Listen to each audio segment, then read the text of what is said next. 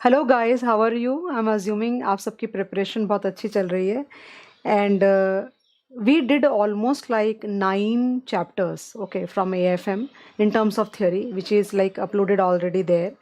And एक chapter आप और कर सकते हो मेरे यूट्यूब काइंड ऑफ वॉल से, और वो है स्टार्टअप फाइनेंस, जो कि मैंने पहले अपलोड करा था। उसमें कुछ टॉपिक्स ऐड हुए हैं, वो आप चेक कर लेना बुक के अंदर में। तो वो 2-3 टॉपिक आप खुद से भी कर सकते हो, कोई प्रॉब्लम नहीं है। तो उस हिसाब से they are already like 10 chapters. Today I'm going to start with one of the most important topic which I feel that can be tested in many and several ways in the examination. And ये topic में काफ़ी ज़्यादा चीज़ें उन्होंने add करी है, and that is why I feel it is very very important. They have added quite a lot of like topics in this, like kind of valuation of like startups and valuation of distressed companies and all that. So quite theoretical actually. They have not given any kind of practical questions on them. But I am also planning कि valuation of startups का जो topic है उसके अंदर में काफ़ी सारे models हैं, that what are the models that we use in order to value a startup. तो I have prepared already that content. उस उन सब पे मैं थोड़ा थोड़े सम्स कराने की भी ट्राई करूँगी. लेकिन ये टॉपिक इंपॉर्टेंट है because what I can see is that सबसे ज़्यादा changes, okay, they have done in derivatives, not changes exactly, additions you can say, they have done in derivatives. We have already done that topic, okay, in terms of theory. And then I am choosing business valuation to do because बच्चों की request है कि मैं पूरा करा दूँ. तो पूरा मेरे लिए नहीं हो पा रहा है time, because it takes some good amount of time to like prepare and put the theory. तो आई थॉट कि बिजनेस वैल्यूएशन अगर मैं कर देती हूँ तो आपका काफ़ी सारा काम सॉल्व हो जाएगा.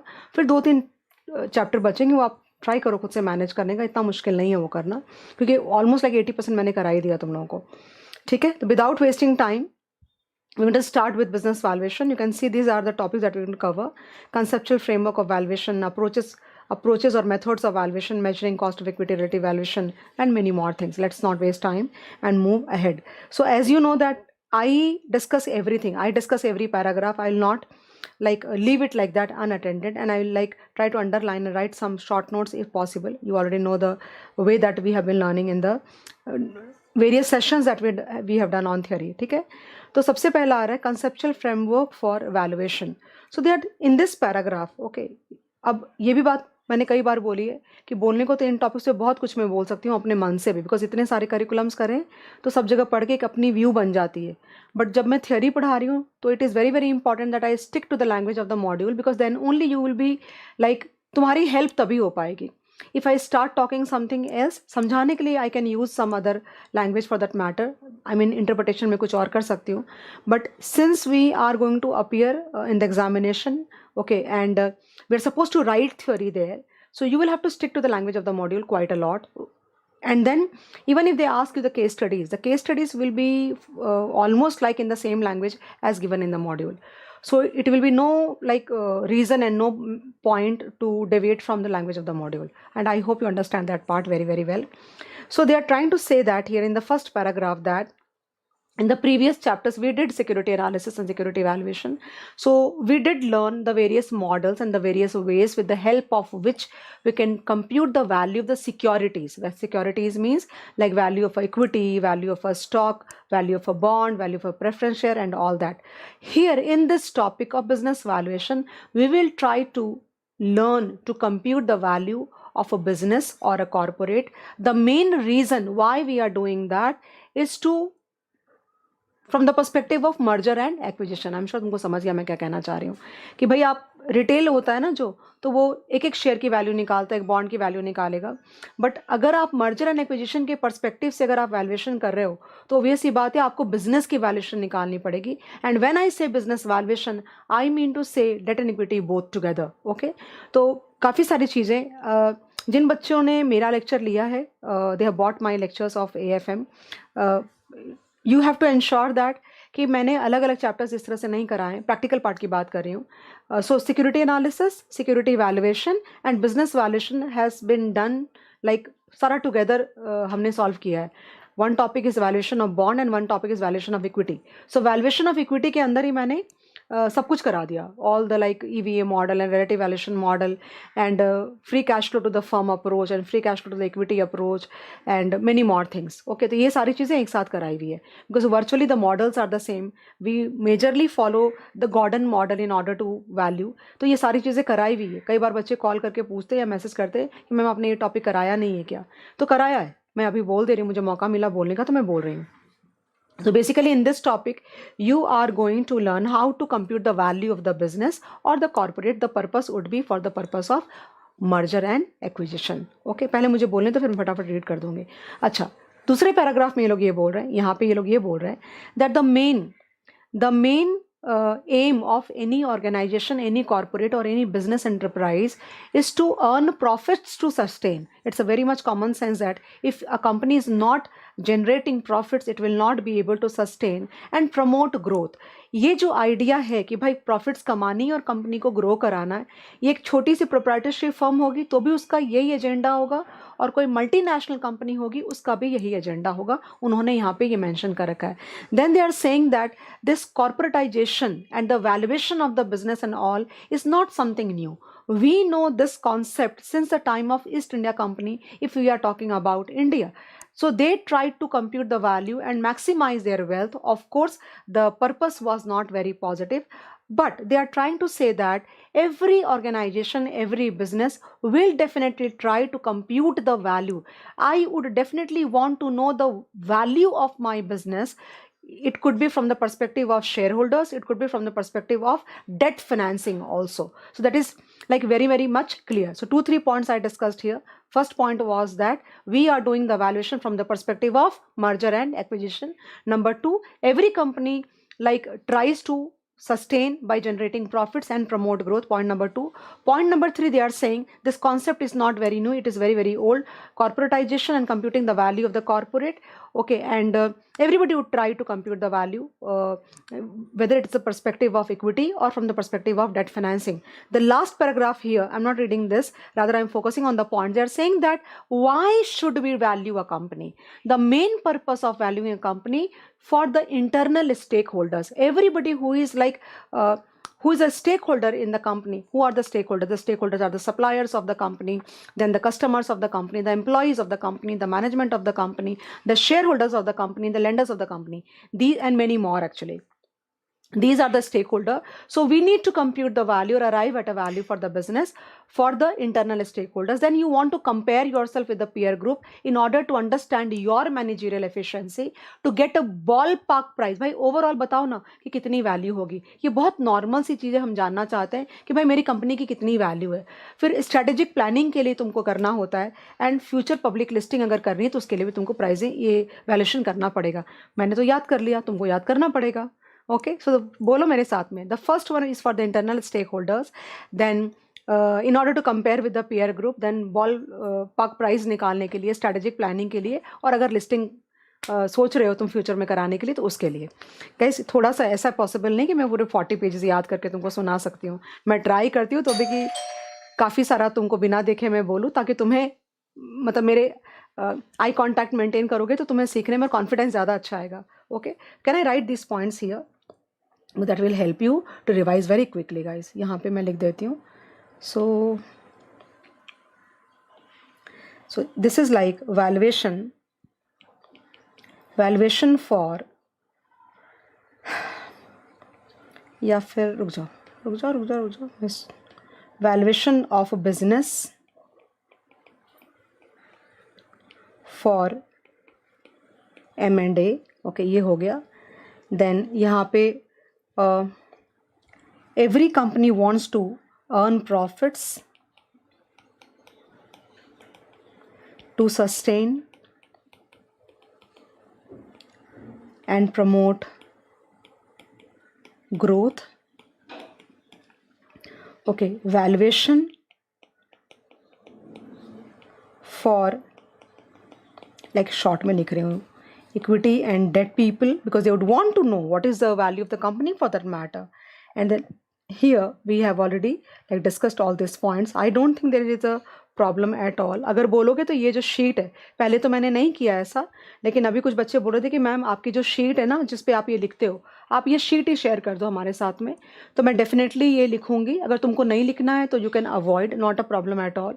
और अगर मान लो कि मैं बोल के पलट जाती हूँ, इफ़ आई से मैंने बोला कि मैं शीट शेयर कर और मैंने नहीं किया, तो यूट्यूब पे वीडियो है, तुम जाके पीछे वापस से देख लेना, उसमें कौन सी प्रॉब्लम हो रही है। There is no opportunity cost for that, right? But I will definitely share on my Telegram group, not on the like YouTube वगैरह पे कहीं पे लिंक नहीं रहेगी इसकी। मेरी टेलीग्राम का जो ग्रुप है उस पर जाकर के तुम एक्सेस कर सकते हो, not a problem at all. ठीक है, अब आगे बढ़ रही हूँ मैं। नेक्स्ट टॉपिक जो आ रहा है वो आ रहा है important terms associated with valuation. There are, मैं हमेशा एक बात पे, तो जिन बच्चों ने मुझसे पढ़ा है ना उनको ये बात पता है कि मैम इस चीज़ पे बहुत ज़्यादा फोकस करती है। I concentrate a lot on these, these are basics actually. And whenever I am teaching AFM, in the class, in the live batch or something like that, or recorded, you would have seen that I always tend to make you write notes that every topic has got their own unique set of jargons, vocabularies, and it is very very important that you become comfortable with them. For example, derivatives may we definitely come across a lot of words like long, then short, and then mark to market and margins and all that. Okay, दूसरे topics में नहीं आता, we don't come across all this words in valuation, but there are some words which we come across in valuation that we don't come across in other topics for that matter. For example, in merger and acquisitions we definitely come across acquirer, then target company, then synergy and all that. So if you are very very good at interpreting these vocabularies or these words, it will be very very easy for you to understand the language of the question. If you do not understand, or if you're not able to relate with these vocabularies and jargons, you will not be able to interpret the question only. कुछ बच्चों ने मुझे लिखा है वहाँ पे कि ma'am इतनी इंग्लिश क्यों बोलते हो? इंग्लिश की तो ये बात है ना कि थ्योरी तो तुम इंग्लिश में लिखने वाले हो, और मैं तो दोनों ही लैंग्वेज बोल रही हूँ पूरे लेक्चर में। पता नहीं, मुझे तो नहीं लगा कि मैं खाली इंग्लिश बोल रही हूँ। हाँ, साउथ के सारे बच्चों का बहुत ज़्यादा रिक्वेस्ट था कि मैम प्लीज़ इंग्लिश में बोलो, तो हमारा भी हो जाएगा, क्योंकि किसी और टीचर ने ये नहीं कराया। तो जस्ट वो एक पर्पज़ था, और मुझे दोनों लैंग्वेज में उतनी ही कंफर्ट है। मैं हिंदी भी उतनी ही अच्छी, तुम सोच भी नहीं सकते मैं कितनी अच्छी हिंदी बोल सकती हूँ। तो ऑब्वियस सी बात है कि मैं सोची, और वैसे भी तुमको थियोरी लिखना है, प्रैक्टिकल तो मैं हिंदी में पढ़ाती हूँ। ओके, तो दोनों पर्पस भी हो जाएंगे, और अगर लैंग्वेज के साथ में कंफर्टेबल हो जाएगा तो it will be easy for to perform. बाकी कोई भी मन में ऐसी कोई बात नहीं है कि मुझे हिंदी नहीं बोलना, इंग्लिश नहीं बोलना, all that, nothing of that sort. I am just trying to maximise in terms of the delivery and तुम्हारे लिए जो वैल्यू क्रिएट हो रही है। ओके, चलो आगे। The first jargon is the present value of the cash flows. कौन सा ऐसा बच्चा है CA फाइनल में जिसको ये नहीं आता है? कोई ऐसा बच्चा नहीं, बट फिर भी सामने आया है तो हमें एक्सप्लेन तो करना पड़ेगा। So I am sure everybody knows that in finance, okay, in your subject AFM, we make exhaustive use of present value model or time value of money in order to compute the value of any asset. That asset can be equity stock, it can be a debenture, it can be a bond, it can be any other security or any other asset for that matter.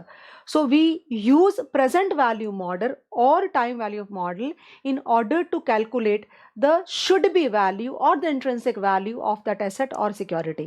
For example, उन्होंने भी सिर्फ example दिया है that suppose you are standing at t equal to 0 and you are going to receive 1000 after 1 year, and if you are expecting a rate of return of 10%, then the present value of that particular 1000 at the end of 1 year as of today would be 909.90. How? The present value factor of 1 year at the rate of 10% is 0.909. So 0.909 into 1000 will give you 909.90. That means to say, if I buy this security at a price of 909.9 and receive 1000 after 1 year, then I'm going to earn 10% in 1 year. Simple हो गया. Now the concept of IRR. So what is IRR? ये भी सारे बच्चों को पता है, किसको नहीं आता? ये सबको आता है, but still it is a time. सुनते ना तो और अच्छा हो जाता है जब कोई टॉपिक तुम्हें आता है, you already know something, and then when you get a different interpretation. For example, I like a lot reading the same topic in different books. So what happens, different books are written by different people, so the thought process that goes inside is different, so you get a lot of different perspectives. So that is the most important thing. Okay, and sometimes you would feel कि अरे ऐसे मैंने क्यों नहीं सोचा, why didn't I think like this? That guy is able to think, why didn't I think like that? So that is your growth and evolution. Extra बातें भी करूंगी, मैं ऐसे मशीन के जैसे पढ़ा नहीं सकती, तुमको नहीं अच्छा लगता तुम आगे बढ़ा दो ना। द कॉन्सेप्ट, और एक बात और कर रही हूँ लेक्चर, तो कम से कम लाइक तो करो, लाइक करो, सब्सक्राइब करो, और क्या, कमेंट भी करो। हाँ, थैंक यू मैम, अच्छा लगा, बुरा लगा, आप अच्छे नहीं हो, आप अच्छे हो बहुत, समथिंग कुछ तो लिखो वहाँ पे। कुछ तो मुझे ऐसा लगना चाहिए कि अरे यार मैंने अच्छा किया ये डाल करके, बहुत अच्छा, बच्चों ने कितना अच्छा रिस्पॉन्स किया। मुझे कैसे पता चलेगा तुम रिस्पॉन्ड कर रहे हो, नहीं कर रहे हो, लाइक भी नहीं करते तुम तो, पढ़ा दिया हमने, जान दो, क्या फ़र्क पड़ता है। तो ऐसा नहीं करो, थोड़ा सा, इतनी सी तो चीज़ मांगी मैंने तुमसे कि भाई लाइक कर दो, कमेंट कर दो, तो उतना तो कर दो, सब्सक्राइब कर लो, उतने से मेरी हेल्प हो जाएगी। ऐसा टीम बोलते हैं, बोलने के लिए मैं बोलती हूँ। चलो आगे बढ़ते। The project the IRR concept. What is IRR? So the rate at which, I will go very formal in terms of my explanation. The rate at which, okay, the present value of the cash inflows is equal to the outflow. That rate is called internal rate of return. So when you are evaluating any investment, be it a security, be it a project or something like that, you will compare internal rate of return with your cost of capital. If your internal rate of return is greater than your cost of capital, you are going to invest in this. Or a point before I move ahead, if the internal rate of return is greater than the cost of capital, then the NPV, if you calculate the NPV with the same cost of capital, the NPV is going to be positive. याद रखना, class में भी बातें करी है, आगे बढ़ रही हूँ। देखो यहाँ पे सब लिखा हुआ है, देख लो तुम। Now ROI, it's a like maximum people do not understand like present value, internal rate of return, and cost of capital and all that. They do understand return on investment. For example, if I invest 1,000 today, and after 1 year, same example which is given, I'm going to quote for you, okay? And if I get 1,400 rupees at the end of 1 year, that means to say I have earned 40%. How? 1,400 minus 1,000 is 400. 400 on an investment of 1,000 is going to give you 40%. But many a times it will happen that this kind of तुम एक साथ में पैसा लगा के एक साथ नहीं निकालते हो. It could be like a staggered. Means I mean to say that possibly like you want to calculate an ROI for multiple years, but always remember that this return or cost concepts are always conventionally calculated per annum. Okay, so if you suppose if you have invested like kind of it can be multiple period thing calculation they are trying to say. So they have given one example wherein they have given 1 year example, that suppose I invested how much? 1,000 like at the beginning of the year on January 1, okay, and then during the mid of the year I again invested like 200, okay, so my total investment becomes how much? 1,200. At the end of the year I am withdrawing how much? Maybe like 2,000. They've given the same example. So the investment is not 1,200 across. Okay, so what are you going to do? That for 6 months your investment was 1,000, and for the remaining 6 months your investment was 1,200. So take an average. So 1,200 plus 1,000 divided by 2 will give you 1,100. Okay, and how much did you earn? 800. So 800 on 1,100 करोगे तो ROI आ जाएगा. But then there is no time value of money application here in my calculation. Okay, so you can definitely, what you can do, that is there is a possibility that I invested 1,000 at the beginning of the year. Okay, after 6 months or maybe 8 months, why not? So July, August end में after 8 months I invested 200 more. Okay, in that scenario 1,000 is there for 8 months, and for remaining 4 months you have 200. So you can use time value of money in order to benchmark that part. समझ आ रहा मैं क्या कह रही हूँ? इसमें तो क्या किया मैंने कि भाई मैंने 1,000 रुपया डाला और मैंने एक पार्ट में 1,000 रुपये था, एक पार्ट में 1,200 था, 1,000 प्लस 1,200 कर दो, एवरेज इन्वेस्टमेंट इतना और हमने इतना कमाया. That is like you are ignoring time value of money. लेकिन अगर तुम चाहो तो रिटर्न कैलकुलेट करने के लिए तुम वो चीज कंसिडर कर सकते हो.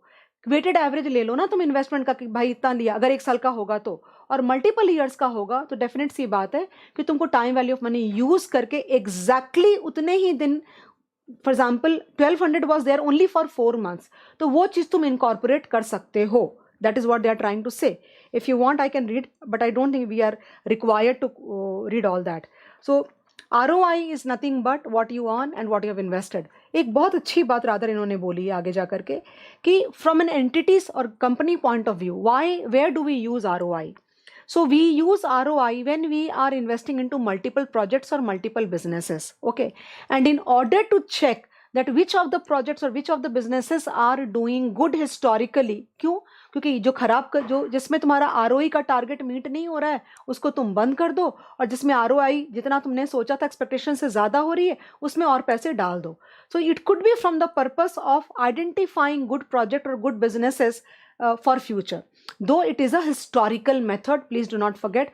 Or it could be also used in order to check out and on an average earning of the company, where the company is into multiple businesses, and divide by the total assets of all the companies for that matter. Ki bhai company, for example, Reliance Industries is a portfolio of many businesses. So you can just take out ROI for Reliance Industries, or you can compute ROI for multiple businesses individually, like that. So do you want me to write something? रुको, ये वाला underline कर देती हूँ. From an entity's point of view, the most significant use of ROI would be to calculate returns generated by each individual or incremental investment or a project on different projects. Thus, a company has initiated a couple of projects during the year towards new business line can implement the ROI concept to calculate the returns on the investment and take further decisions based on the same. Note that ROI is a historic ratio, okay, important word. So naturally the decision can be either only be a course of corrective action, that means all the businesses or product lines or projects which are not meeting the target ROIs will close them and invest in those projects or those business lines or those product lines where we are getting a higher ROI in comparison to our expectation. Okay, by now you will appreciate that essentially we are viewing ROI as a performance measure ratio in the corporate scenario, which also brings us to an interesting question: how about measuring the returns against total investment, or simply put, total assets held by the enterprise? I just discussed with you. I'm sure guys you are good. Then they are discussing the perpetual growth model. So any model, we use Gordon growth model a lot in our calculations, in our studies. Academically हम बहुत ज़्यादा use करते हैं, right? तो वो model naturally perpetual model है. अगर तुमको ध्यान होगा तो याद करो, मैं हमेशा टाइमलाइन बताती हूँ और बच्चों को बोलती हूँ देखो तुम जीरो पे हमेशा खड़े होते हो, और ये 1 2 3 4 डैश डैश डैश एंड ये आ गया परपेचुटी. ओके, तो परपेचुअल मॉडल है यहाँ पे. For example this is also present value model only, but then there is no maturity date or no n available to us, and hence it is called a perpetual model. So they are saying that कि this is not widely used by the investors. Investors use नहीं करते, पर academics में for example पढ़ाने के लिए, deliberation करने के लिए, explain करने के लिए हम गॉर्डन मॉडल की use बहुत ज़्यादा करते हैं. Potential investors हो सकता है use नहीं करते हो. The reason is that कि गॉर्डन मॉडल के अंदर में जो सारे फैक्टर्स कंसिडर होने चाहिए, all the factors are not taken into consideration, cannot be taken into consideration, or all the variables और all the parameters can not be factored in. मतलब वो लिमिटेशन है मॉडल की. दूसरी बात उन्होंने बोली एक बात कि डिविडेंड्स कभी भी परपेचुअली ग्रो नहीं कर सकते. ये दो जो भी इस तरह की पॉइंट्स वाली चीज़ें होती है ना, वो इंपॉर्टेंट हो जाती है. क्या लिखा है? All the parameters can not be factored in and no dividend can grow at a perpetual rate, और परपेचुअली ग्रो नहीं कर सकते. And that is why potential investors do not use, but it is exhaustively used by the academicians because the model is easy to explain in terms of everything. मतलब समझाने के लिए बहुत easy model है. तो परपेचुअल ग्रोथ और Gordon model सबको पता है, D1/K, D1/KE minus JC and all that. Then a very important term is coming, that is called the terminal value और the term TV. Terminal value का, terminal का मतलब क्या होता है? End of the period basically. So you also know, and I have told quite a few times पहले भी, that when you like suppose you are doing the valuation, तुम zero पे खड़े हो और तुमने कोई स्टॉक खरीदना चाहते हो और तुम उसकी वैल्यूएशन कर रहे हो, तो उसके जितने कैश फ्लोज होते हैं depending on what kind of data it is given, no growth model और कांस्टेंट ग्रोथ मॉडल और multiple growth model, you will try to compute the present value of all the cash flows using the perpetual dividend discount model, okay, and bring the value to zero. And then you compare that value, calculated value, with the price given in the market, okay, and if the actual price is greater than the calculated value, we say that the stock is relatively overvalued and we should not buy. I'm sure you are agreeing with me, right? So there could be a possibility, there are sums given in your top, in your like तुम्हारे portion में दिया हुआ है जहाँ पे तुम देखना 5 year का डिविडेंड्स होता है, और उसके बाद हम क्या करते हैं कि 5th ईयर पे हम टर्मिनल वैल्यू निकालते हैं, 6th ईयर पे टर्मिनल वैल्यू निकालते हैं, या 10th ईयर पे टर्मिनल वैल्यू निकालते हैं. That means there could be a possibility that where I am saying that I will exit at this point. So when you are exiting, there has to be some price at which you would want to exit, or you कुछ तो होना चाहिए ना कि भाई मैं किस price पे बाहर निकल पाऊंगा. So that value that you calculate at which you will be able to exit is called the terminal value. It is also called as horizon value. And that value, like you call it P5, P4, P6. So if it is P5, how do you calculate? You say D6 by KE minus GC. That means you say कि भाई वो जो dividend है D5 वो एक किसी single digit rate से may be like economy की जो ग्रोथ रेट है उससे वो ग्रो करता रहेगा. तो बताओ अगर वो सारे कैश फ्लोज की वैल्यू अगर मैं 5th ईयर के एंड पे लाऊं तो प्राइस क्या होगी या वैल्यू क्या होगी, उसी प्राइस पे हम एग्जिट कर पाएंगे शायद. Like that is called a terminal value. And guys you understand that part, right? So this is also done in terms of explanation. ये चीज एक दो चीजें हॉराइजन वैल्यू बोलते हैं. Okay, so the next topic is approaches or methods of valuation. So 10 minutes back, guys, we were discussing that this topic is primarily oriented towards learning how do we value a company or a business from the perspective of merger and acquisition. Now, when we talk about merger and acquisition, don't you like understand from inside, okay, कि भाई क्या price दी जाएगी सामने वाले को, target को क्या price offer करनी चाहिए. इस बात पे बहुत ज़्यादा लोगों का टेंशन होगा. But one very important point which I want to make here, and they have also mentioned that the target company could be a listed company or it could be an unlisted company. If it is an unlisted company, then definitely it will be a negotiated price between the two people, correct है. But if it is a listed company, there is a high possibility that ये जो market cap होता है ना listed company का, that will become a very very important benchmark in order to decide that इसकी value क्या होनी चाहिए. But they say that it would not be regarded as a very appropriate method. मैंने क्या बोला अभी तक तुमको? मैंने ये बोला कि भाई वैल्यूएशन हम इस टॉपिक के अंदर में सीख रहे हैं for the purpose of merger and acquisition. Okay, मतलब मुझे बेचना है, तुमको खरीदना है, और वाइसे वर्सा कैसे भी हो सकता है. उस केस में जो टारगेट कंपनी है जिसकी डील होनी है, okay, it could be a listed, it could be unlisted company. If it is an unlisted company, basically how the valuation would be done, it will be based on some kind of negotiation or negotiated price. दोनों के बीच में कोई model use करके होगा, depends on the kind of the business or the kind of industry we are talking into. But if it is a listed company, then market cap can become one of the most important benchmarks. और एक तुमको एक base मिल जाता है ना भाई, इसके ऊपर वैल्यूएशन. अब मेरी कंपनी की वैल्यूएशन अगर 1000 करोड़ है तो ऑब्वियस सी बात है मार्केट के अंदर में, तो ऑब्वियस सी बात है कि 500 करोड़ में अपनी कंपनी में सेल नहीं करूँगी.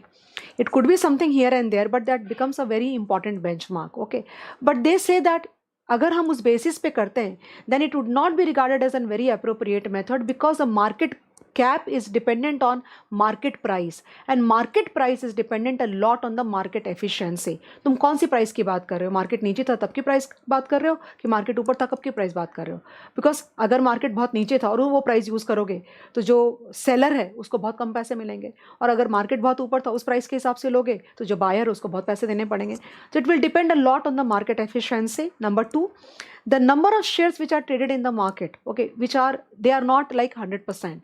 So on these two pretexts we can say that market cap would not be a very appropriate method for the valuation of a listed company in the form of a target. So they have suggested some more models, guys. First is called asset valuation method, second is income valuation method, and third is the cash flow based models. The first of all, मैं पढ़ दूँ क्या? थोड़ा सा अच्छा रहेगा, तुमको थोड़ा सा कंट्रोल आ जाता है. बच्चे बोलते हैं मैम आप पढ़ते हो तो जो आपने बोला वो सेटल हो जाता है, अच्छी बात है. As mentioned earlier, one of the purposes of valuation is merger and acquisition. ये भूलना नहीं है. As a carrying out valuation of target company becomes important to gauge out the price to be offered to it. The target company can be listed or unlisted. If the target company is unlisted, then the price of acquisition shall be at the negotiated price. वही चीज बोली मैंने, acceptable by the both the companies, of course. For listed companies, stock market value or market capitalization can form the basis of valuation of the target company. Though stock market price is a guide to the acquiring company, but it does not give an estimate how much target company is worth. Stock price will also depend on the market efficiency. Okay. Further, in some cases, even a small portion of total share is quoted, and hence market price represents a marginal portion of the overall capital. So they have told about other models, and they are asset based valuation, earning based models and cash flow based models. Asset based valuation model में उन्होंने 3 suggest किया है. Net asset value, उसके बाद net realisable value and replacement value, ऐसे 3 models बोले। Slight difference है तीनों में, लेकिन है डिफरेंस, ओके। एंड उसके बाद अर्निंग बेस्ड मॉडल्स में लाइक पी रेशियो तुम्हारा अर्निंग बेस्ड मॉडल है। कैश फ्लो में FCFF and FCFE are cash flow based models. तो गाइस तुम लोगों ने पढ़ा है, ऐसा नहीं कि you have not studied all this topics in your practical part of AFM, not that you have not studied definitely, but या हियर गाइस क्या हो रहा है कि they have given some examples in the book also. So please try to understand that the examples which are given in your module are also important from the examination perspective. तो जब revise करोगे तो हाथ की हाथ वो भी करके तुम खत्म कर देना. Sums given towards the end of the topic would be definitely covered in our book of the class. But बीच में जो examples होते हैं ना, कभी कभी वो भी पूछ डालते हैं लोग. तो कभी क्या होता है कि टीचर्स भी उतना ज़्यादा उसमें नहीं होते पढ़ाने में, और बच्चे भी ध्यान नहीं देते, मॉड्यूल बच्चे कभी पढ़ते ही नहीं है, तो वो फिर इतना अफसोस हो जाएगा ना, you will regret so much कि अरे सामने मेरे था मैंने पढ़ाई नहीं करी। टीचर को भी बहुत रिग्रेट होता है। तो अभी तो मैं ये कोशिश करने वाली हूँ कि जितने प्रैक्टिकल सम्स आते जाएंगे ना बीच में, जो क्लास में कराया हुआ है वो तो मैं स्किप कर दूंगी, और जो क्लास में नहीं कराया हुआ मैं साथ में करा देती हूँ, ताकि तुम्हारा हो जाए, पता नहीं तुम क्या करोगे क्या नहीं करोगे। Now next is coming is asset based approach. So in asset based approach what will happen, the valuation would be done on the basis of the net assets acquired, okay. एक बात का बहुत इंपॉर्टेंट यहाँ पे तुम ध्यान देना, या very very important point is that this method does not consider the future earning capacity of those assets. मतलब अगर मेरे पास में कुछ है, कोई मशीन है, तो उसकी वैल्यू जो बैलेंस शीट में या ऊपर नीचे जो भी मॉडल के ऊपर डिपेंडेंट, उसके हिसाब से वैल्यूएशन होती है। हम ये भूल जाते हैं कि that machine can be used in future in order to generate more cash flows till perpetuity और till some 10 years whatever. जब तक बिजनेस रहेगा तब तक मैं उस मशीन को यूज़ करूँगी, वो ख़राब हो जाएगी, दूसरी मशीन लूँगी। तो बेसिकली वो वाला जो पार्ट है ना, that future income generating capacity of those assets is not considered. So on that part, like this method cannot be regarded as one of the best methods because it does not give you the future perspective as a going concern. वो चीज़ का ध्यान रखना. दूसरी बात, इन्होंने एक बात यहाँ पे क्या लिखा है कि there are companies like IT companies और सर्विस कंपनीज होती हैं which do not have too much of hard assets. उनकी तो assets ही होते हैं human resource and intellectual property rights. So for those kind of companies, this method would not be an appropriate method for that matter. Correct? इसके अंदर में 3 method बोले. पहला है net asset value. Basically net asset value का meaning तीनों में बहुत कन्फ्यूजन होगी, पहले बता देती हूँ. नेट एसेट वैल्यू में क्या होता है कि तुम्हारी बुक्स में, तुम्हारी बैलेंस शीट में जो वैल्यूज़ दे रखी हैं ना, वो वैल्यूज़ को हम यूज़ करते हैं वैल्यू निकालने के लिए. मतलब तुम अगर मुझसे पूछो कि this is a bare minimum value, the lower threshold, जिससे कम पे तो कंपनी बिकनी ही नहीं चाहिए.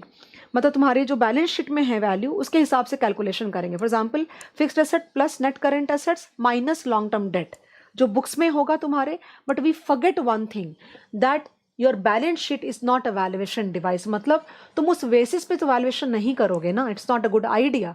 पहली बात मैंने क्या बोली कि तुम्हारा जो बुक्स में वैल्यू है उसके हिसाब से नेट एसेट वैल्यू में वैल्यू करते हैं. We do not consider any future earning capacity और future income generating ability of those assets, वो कंसिडर नहीं होता है. बुक्स में जो वैल्यू है वो लेते हैं, net fixed assets plus net current assets minus long term date लेते हैं. तो ये, और ये बेयर मिनिमम वैल्यू पे हमको लाके छोड़ता है ये मेथड, ओके. तो तुमको नीचे की लाइन मिल गई, भाई इसके नीचे हम नहीं जा सकते, वो तो एक चीज़ हो गई, कोई बहुत अच्छी चीज़ भी नहीं है वैसे देखा जाए तो. दूसरा कि तुम्हारी बुक्स के अंदर में अगर कोई ब्रांड की वैल्यू है, गुडविल की वैल्यू है, किसी पेटेंट की वैल्यू है, उसकी करंट वैल्यू तुमको नहीं मिलेगी. So on that part it would not be a great method. Net asset value ध्यान देना, okay. The most important method also called as book value method. ये देखो यहाँ पे फॉर्मूला दे रखा है. I don't think it is a very complicated thing that you don't understand.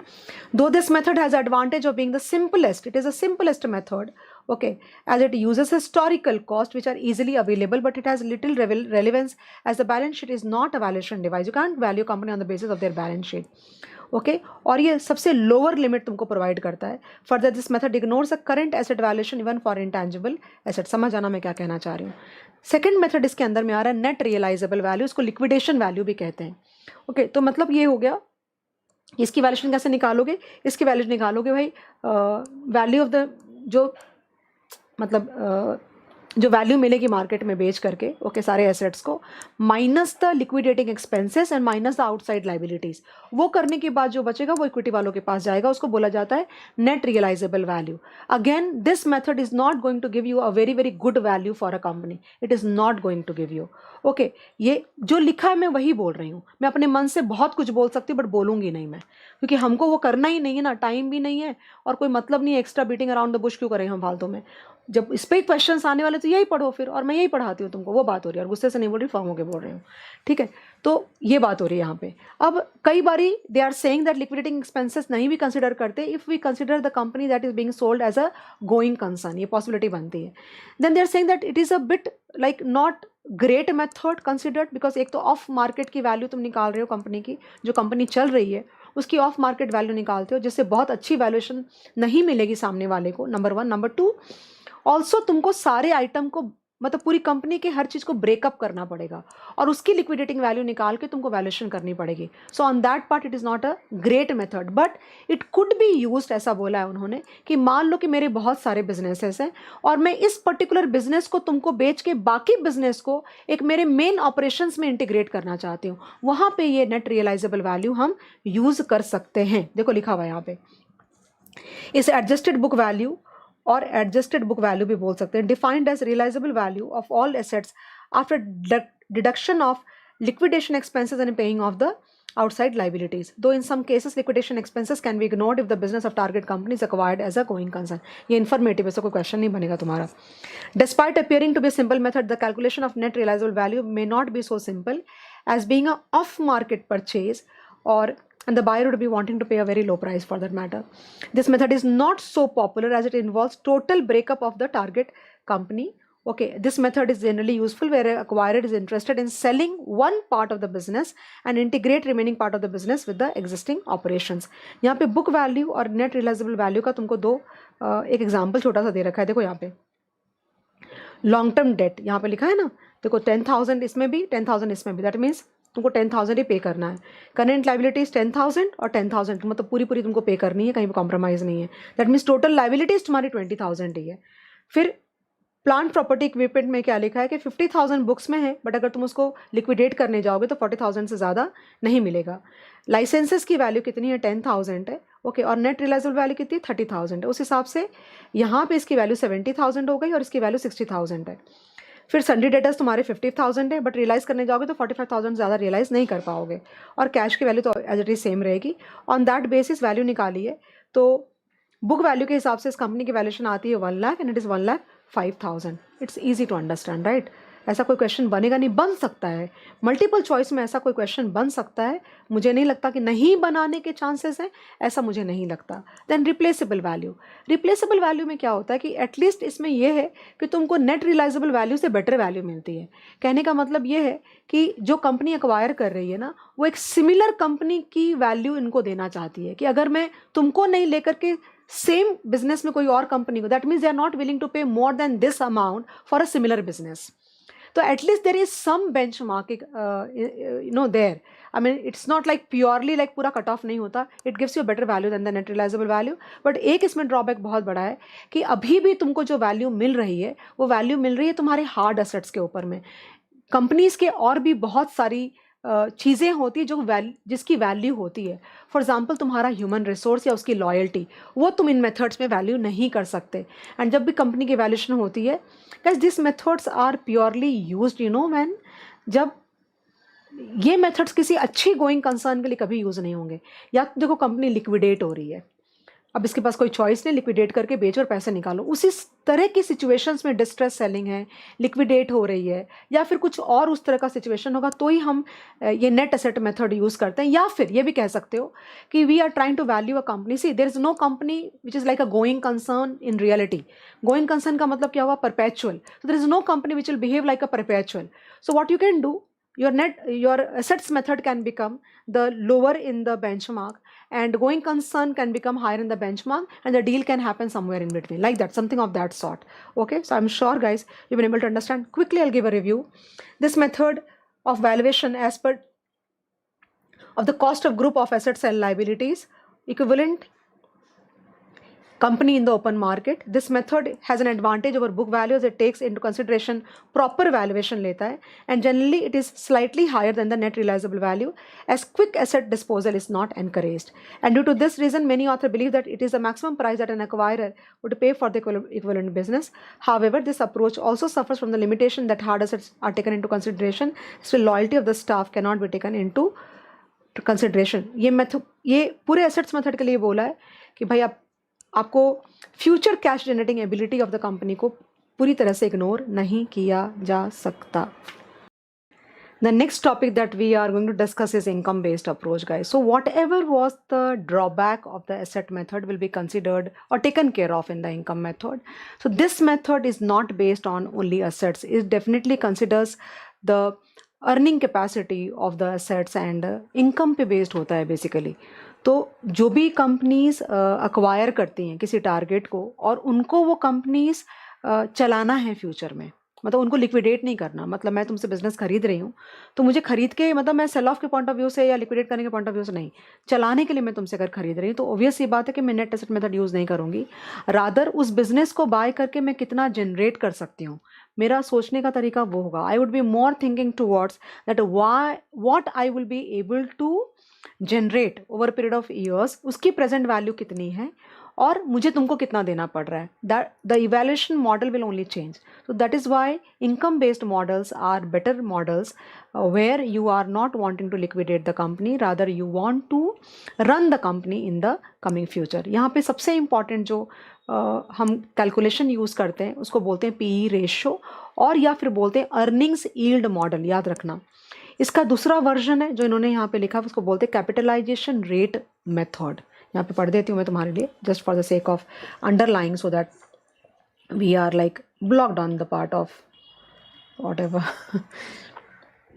Okay, so this approach looks to overcome the drawbacks of asset backed valuation approach by referring to the earning potential.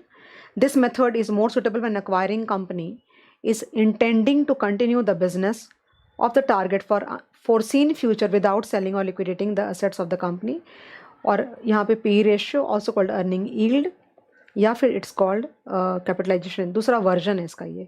I think we just discuss this part and you should not be confuse. कोई confusion नहीं होनी चाहिए. PE ratio और earnings yield multiplier, सुनना ध्यान से बहुत ज़्यादा.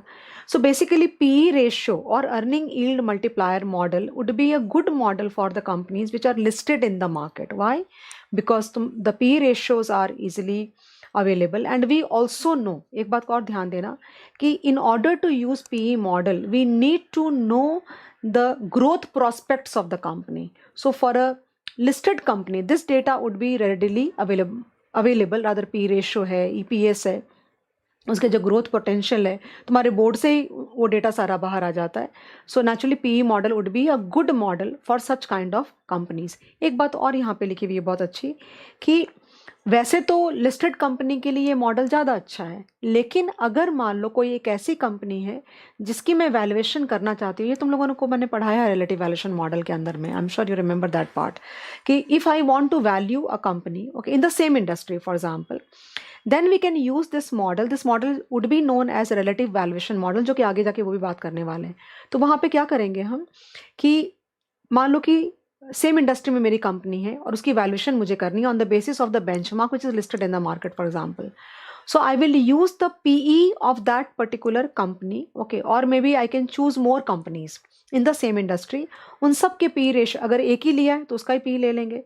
And if you have chosen more companies and maybe you will take an average और weighted average depends okay, and then you will calculate the future maintainable profits. मैं कौन से model की बात कर रही हूँ? अगर मान लो कोई एक ऐसी कंपनी है which is not listed in the market suppose, but उसका कोई पीयर ग्रुप है सेम इंडस्ट्री के अंदर में, अगर वो लिस्टेड है मार्केट में, तो we can use that particular listed company as benchmark, as proxy to value this unlisted company. Are you getting the point? So if you are using only one company as benchmark, then you will use the PE of that company only. If you're using more companies or more proxies and PE of all the companies जिसको तुमने proxy choose किया उसका average निकाल के तुम इसको use करोगे, but इस company का हमको calculate करना पड़ेगा future maintainable profits और basically EPS. So how do you calculate price with the help of PE model?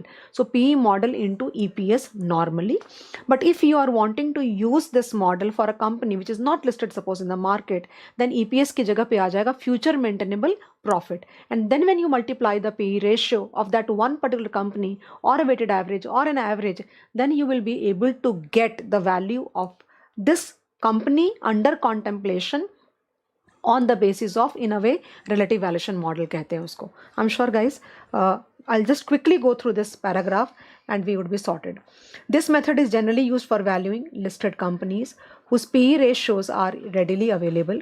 This approach has one benefit, that it takes into account the expected growth rate and the market expectations. Okay. The price or the value of the equity share can be calculated using the model that you already know. Though mainly this method is followed for the listed companies, but PE ratio of equivalent companies of the industry, companies or the industry, can be used to value the shares of unlisted companies, as I told you. ये बताया है मैंने, काफ़ी हम लोग discuss किया, याद नहीं है तुम्हें? I gave you the example of like one biscuit company and then we have other companies like Britannia, Sunfeast and Parle-G. तो Britannia, Sunfeast and Parle-G, we assume they are listed in the stock market, उनका PE ratio लिया, and I assume that कि भाई मेरी company जो unlisted है, it looks like them only, तो उनका पी रेशियो लिया, उसका एवरेज लिया. You can take a weighted average if you feel that one particular company के जैसी मेरी कंपनी ज़्यादा दिखती है, तो दैट वे. ओके, एंड उसका पी रेशियो लेके अपनी प्रॉफिट्स में मल्टीप्लाई करूँगी तो मुझे मेरी कंपनी की वैल्यूएशन मिल जाएगी, that way. So I just definitely go through, will not skip anything here. So choose P ratio of the equivalent quoted company, make adjustment downward और additional due to non-listing of the shares. Naturally, if my company is not listed, my company is more risky in comparison to the proxy company which is listed in the market, and in order to adjust that part, मतलब मेरी company ज़्यादा risky हो गई, because obviously हर मामले में listed company बेहतर मानी जाएगी, it will be like rated higher obviously, because there corporate governance वाले पार्ट पे एंड बहुत सारी चीज़ों पे उनकी रेटिंग हाई हो जाएगी, because they have to maintain certain amount of image goodwill in the market, and that is why they to fulfil a lot of legal, regulatory, environmental, social, political, economical requirements, okay, to be there. So obviously you will have to, like, you are more risky, and that is why you have to pull down your PE ratio thoda sa in order to discount that extra risk that you have, and then determine the future maintainable EPS or profit and multiply and get the answer. I'm sure guys it is comfortable, right? Then going further, capitalization is the second version. यहाँ पे क्या करना है तुम्हें, that you will first like calculate the required yield. कैसे करोगे, या तो EPS बाई शेयर प्राइस कर लो, या फिर 1/P. ये भी मैंने डिराइव करके तुमको दिखाया है क्लास के अंदर में, that how can you calculate the no growth model से how can you calculate the PE ratio, and 1/P ratio will give you the discounting factor basically. Okay, so you will calculate the discounting factor basically. You can call it a reciprocal of PE ratio, or you can call it a required earnings yield, and then you will calculate the expected annual maintainable profit or EPS and divide by or discount by no growth model है ये basically, और क्या है तुम्हारा.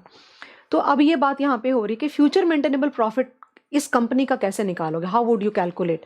सो we can calculate on the basis of the weighted average of the profits, historical basically, and adjust for synergy or some extra items, and you will get the future maintainable profits.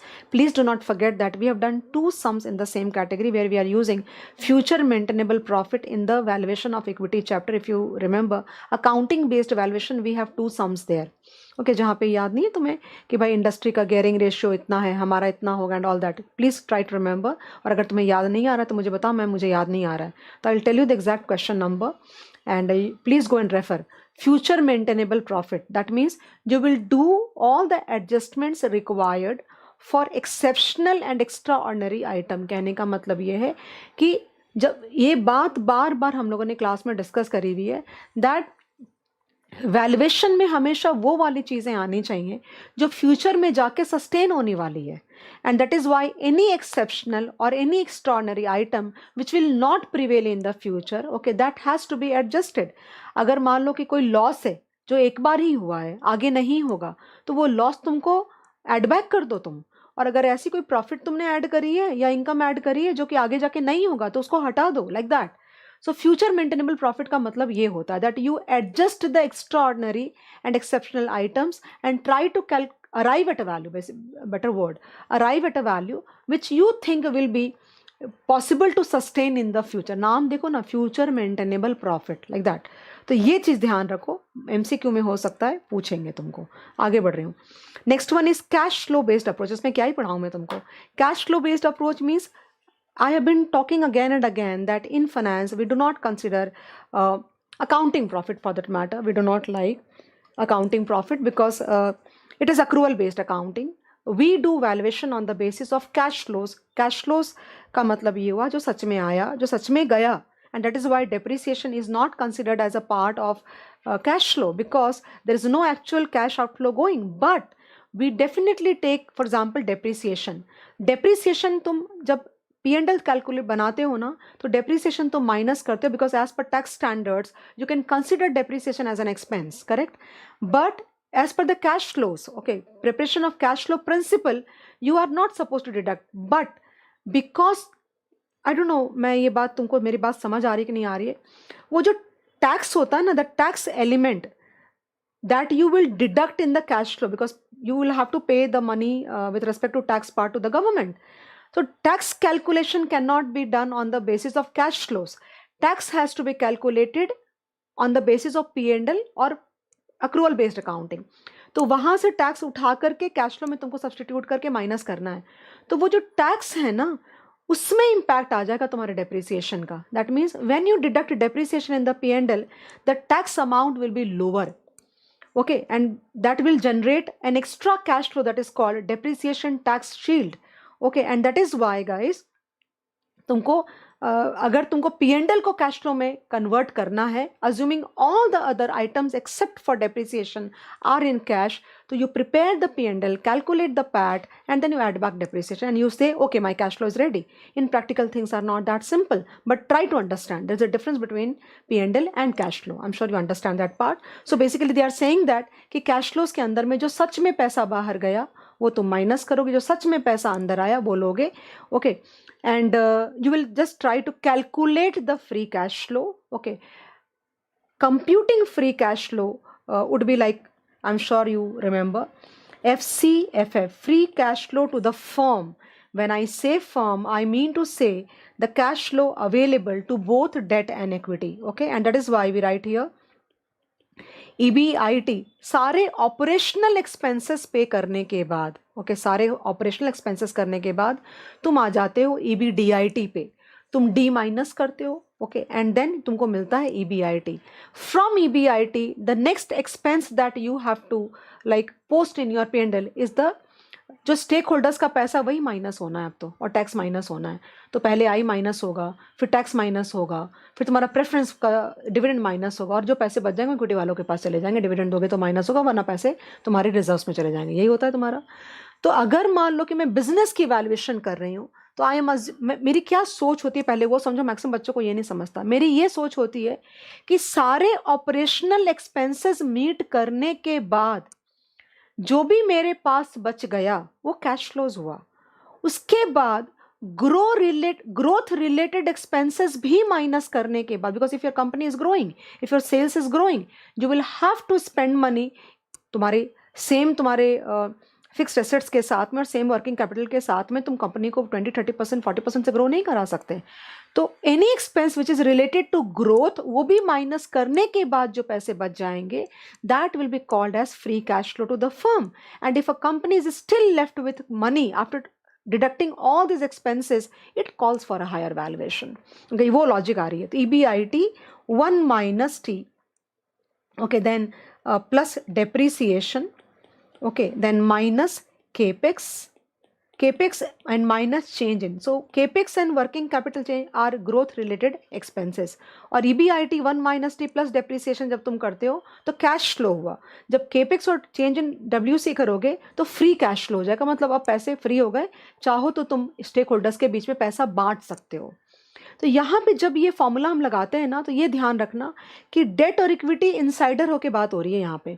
यानी कि अगर P&L में liability side देखते हो तुम, तो पहले तुम्हारा इक्विटी आता है, फिर रिजर्व्स आता है, वो तो इक्विटी वाले का ही हो गया, फिर लॉन्ग टर्म डेट आता है.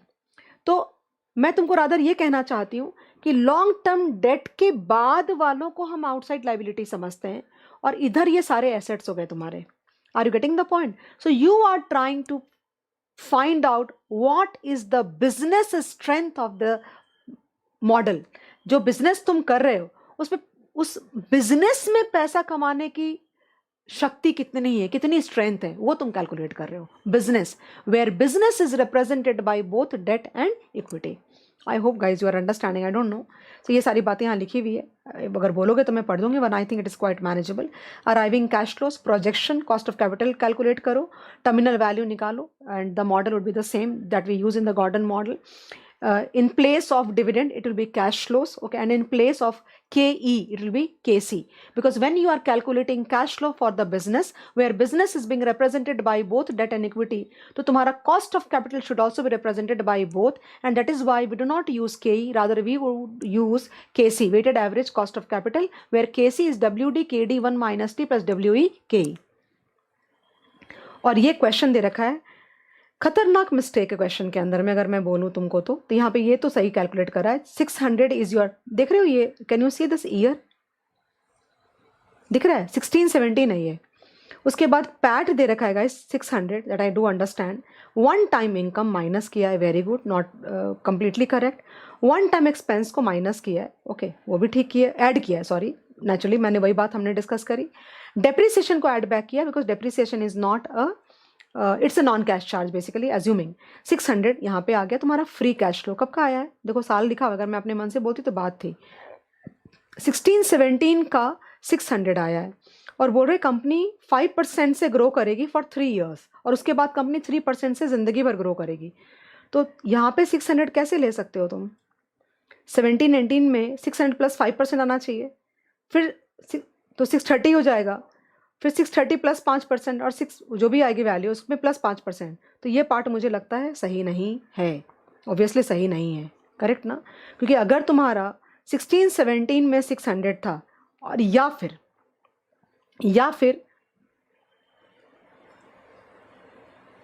फिर अगर समझो कि अगर ये प्रोजेक्टेड होता 16-17 में, अगर ये प्रोजेक्टेड होता मतलब ये D1 है, मतलब तो 17-18 के लिए 600 बराबर है ये, लेकिन इतनी सारी बातें, लेकिन ध्यान देना अगर ये 600 16-17 का है तब तो ये पूरी की पूरी कैलकुलेशन कर लेते हैं, बिकॉज 600 प्लस 5% होगा 17-18 में, और 600 प्लस 5% प्लस 5% 18-19 में, एंड 600 प्लस 5 प्लस 5 प्लस 5 होगा 19-20 में। But if this 600 calculation is projected, that means it is applicable for the next year, then it is correct, then there is nothing wrong, but I cannot see any such data mentioned out there। अच्छा, उसके बाद 17, 18, 19 ये rate जो ले रखी है ये बिल्कुल बराबर है, इसमें कोई टेंशन नहीं है, डिस्काउंटिंग फैक्टर भी बराबर है, लेकिन बहुत बड़ी गलती क्या करी कि टर्मिनल वैल्यू जब निकाला तो टर्मिनल वैल्यू क्या होता है, CF3 होना चाहिए, राइट, तो CF3 में जो इन्होंने दे रखा है उस हिसाब से 651.5 plus 1 into 1.03 divided by KC minus GC होना चाहिए। देखो क्या लिया है, पीवी कब से लेते हो भाई तुम, तो कैश फ्लो एट ईयर 3 लेना था ना, तो 517 is not your cash flow should be 651 here, so it is a mistake, please ठीक करो इसको जा करके, उसकी डिस्काउंटिंग करो, उसके बाद वैल्यू निकालो, so that's a completely wrong question, and that is why I thought that I should definitely discuss the questions given in the examples, you can imagine what is the mistake out there. Okay, cost of equity कैसे निकालोगे, तुमको पता है CAPM model, RF plus RM minus RF into beta, इस पर discussion नहीं कर रही, लेट्स नॉट वेस्ट टाइम। और you can calculate KE using इधर CAPM मॉडल और आर्बिट्राज प्राइसिंग मॉडल। सो इसके बारे में पोर्टफोलियो मैंने बात करी थी, but still I will definitely talk again. So in the CAPM model we know that the model is RF, the risk free rate and the risk premium component, right? But Stephen Ross came out with the arbitrage pricing model or the multi-factor model, and he said that CAPM oversimplifies the risk actually. Okay, oversimplifies the risk का मतलब क्या होता है कि discuss हुआ था हमारा portfolio में, से बोलती हूँ दोबारा कि भाई जितनी भी तुम्हारे बिजनेसेस होते हैं, कितनी वैरायटी ऑफ बिजनेसेस होते हैं, every business is not sensitive equally to every macro microeconomic factor. For example, I'd give you the same example actually in portfolio. For example, I am having a agricultural based business, agro based business, and you are into the steel business. Okay, I am saying that the returns of my stock would be dependent on many factors. It could be GDP growth rate of the country, it could be interest rate of the country, in the economy or the jurisdiction in which I am staying. Jurisdiction का मतलब economy और country हो गया, and the monsoon, okay, and all those factors. But the sensitivity of my business would be very very high with respect to monsoon in comparison to you. हो सकता है your company's sensitivity would be higher with respect to, like you know what do you say, GDP growth. Why? Because GDP growth अगर बहुत ज़्यादा है मतलब infrastructure पे बहुत काम हो रहा है, और अगर इंफ्रास्ट्रक्चर पे बहुत काम हो रहा है तो मतलब स्टील का डिमांड बहुत ज़्यादा है। समझ आ रहा है मैं क्या कह रही हूँ? तो ही इज सेइंग दैट आपने भाई बहुत ही सिंप्लीफाई कर दिया रिस्क प्रीमियम वाले कॉम्पोनेंट को। Okay, whereas every business would be differently sensitive to different economic macro economic factors for that matter, and that is why वो अलग अलग होना चाहिए, कहने का मतलब है।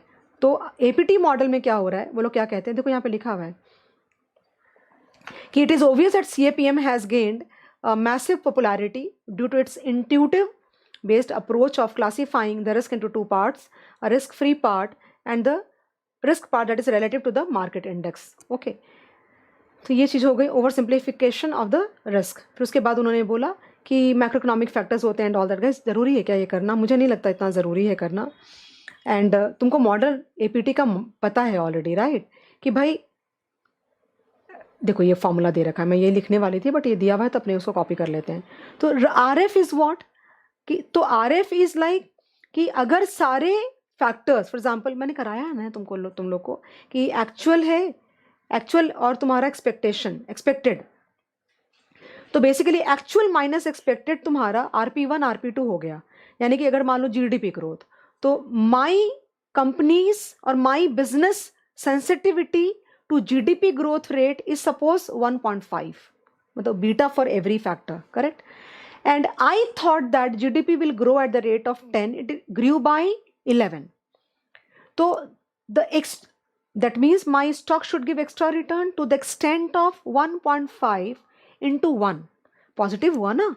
तो 1.5 is the sensitivity and 1 is the extra difference between the actual and the expected GDP. तो 1.5% के जितना एक्स्ट्रा रिटर्न मेरे स्टॉक को देना चाहिए उस हिसाब से। तो सारे फैक्टर्स को वो हम कंसिडर करके करते हैं एपीटी मॉडल। बेसिकली कहने का मतलब केई निकालने का दो मेथड है, एक सीएपीएम और एक APT model. Going further, estimation beta and valuation of the unlisted companies. ये गाइज मैं पता नहीं बोली कितनी बार बोली हूँ, मैं बोली हूँ बच्चों को कि ये टॉपिक, अभी भी कोई बच्चा डाउट पूछा था कि मैम कैसे पता चलेगा, मर्जर एंड एक्विजिशन में एक क्वेश्चन है केएलएम करके और उसमें प्रॉक्सी बीटा का डेटा दे रखा है।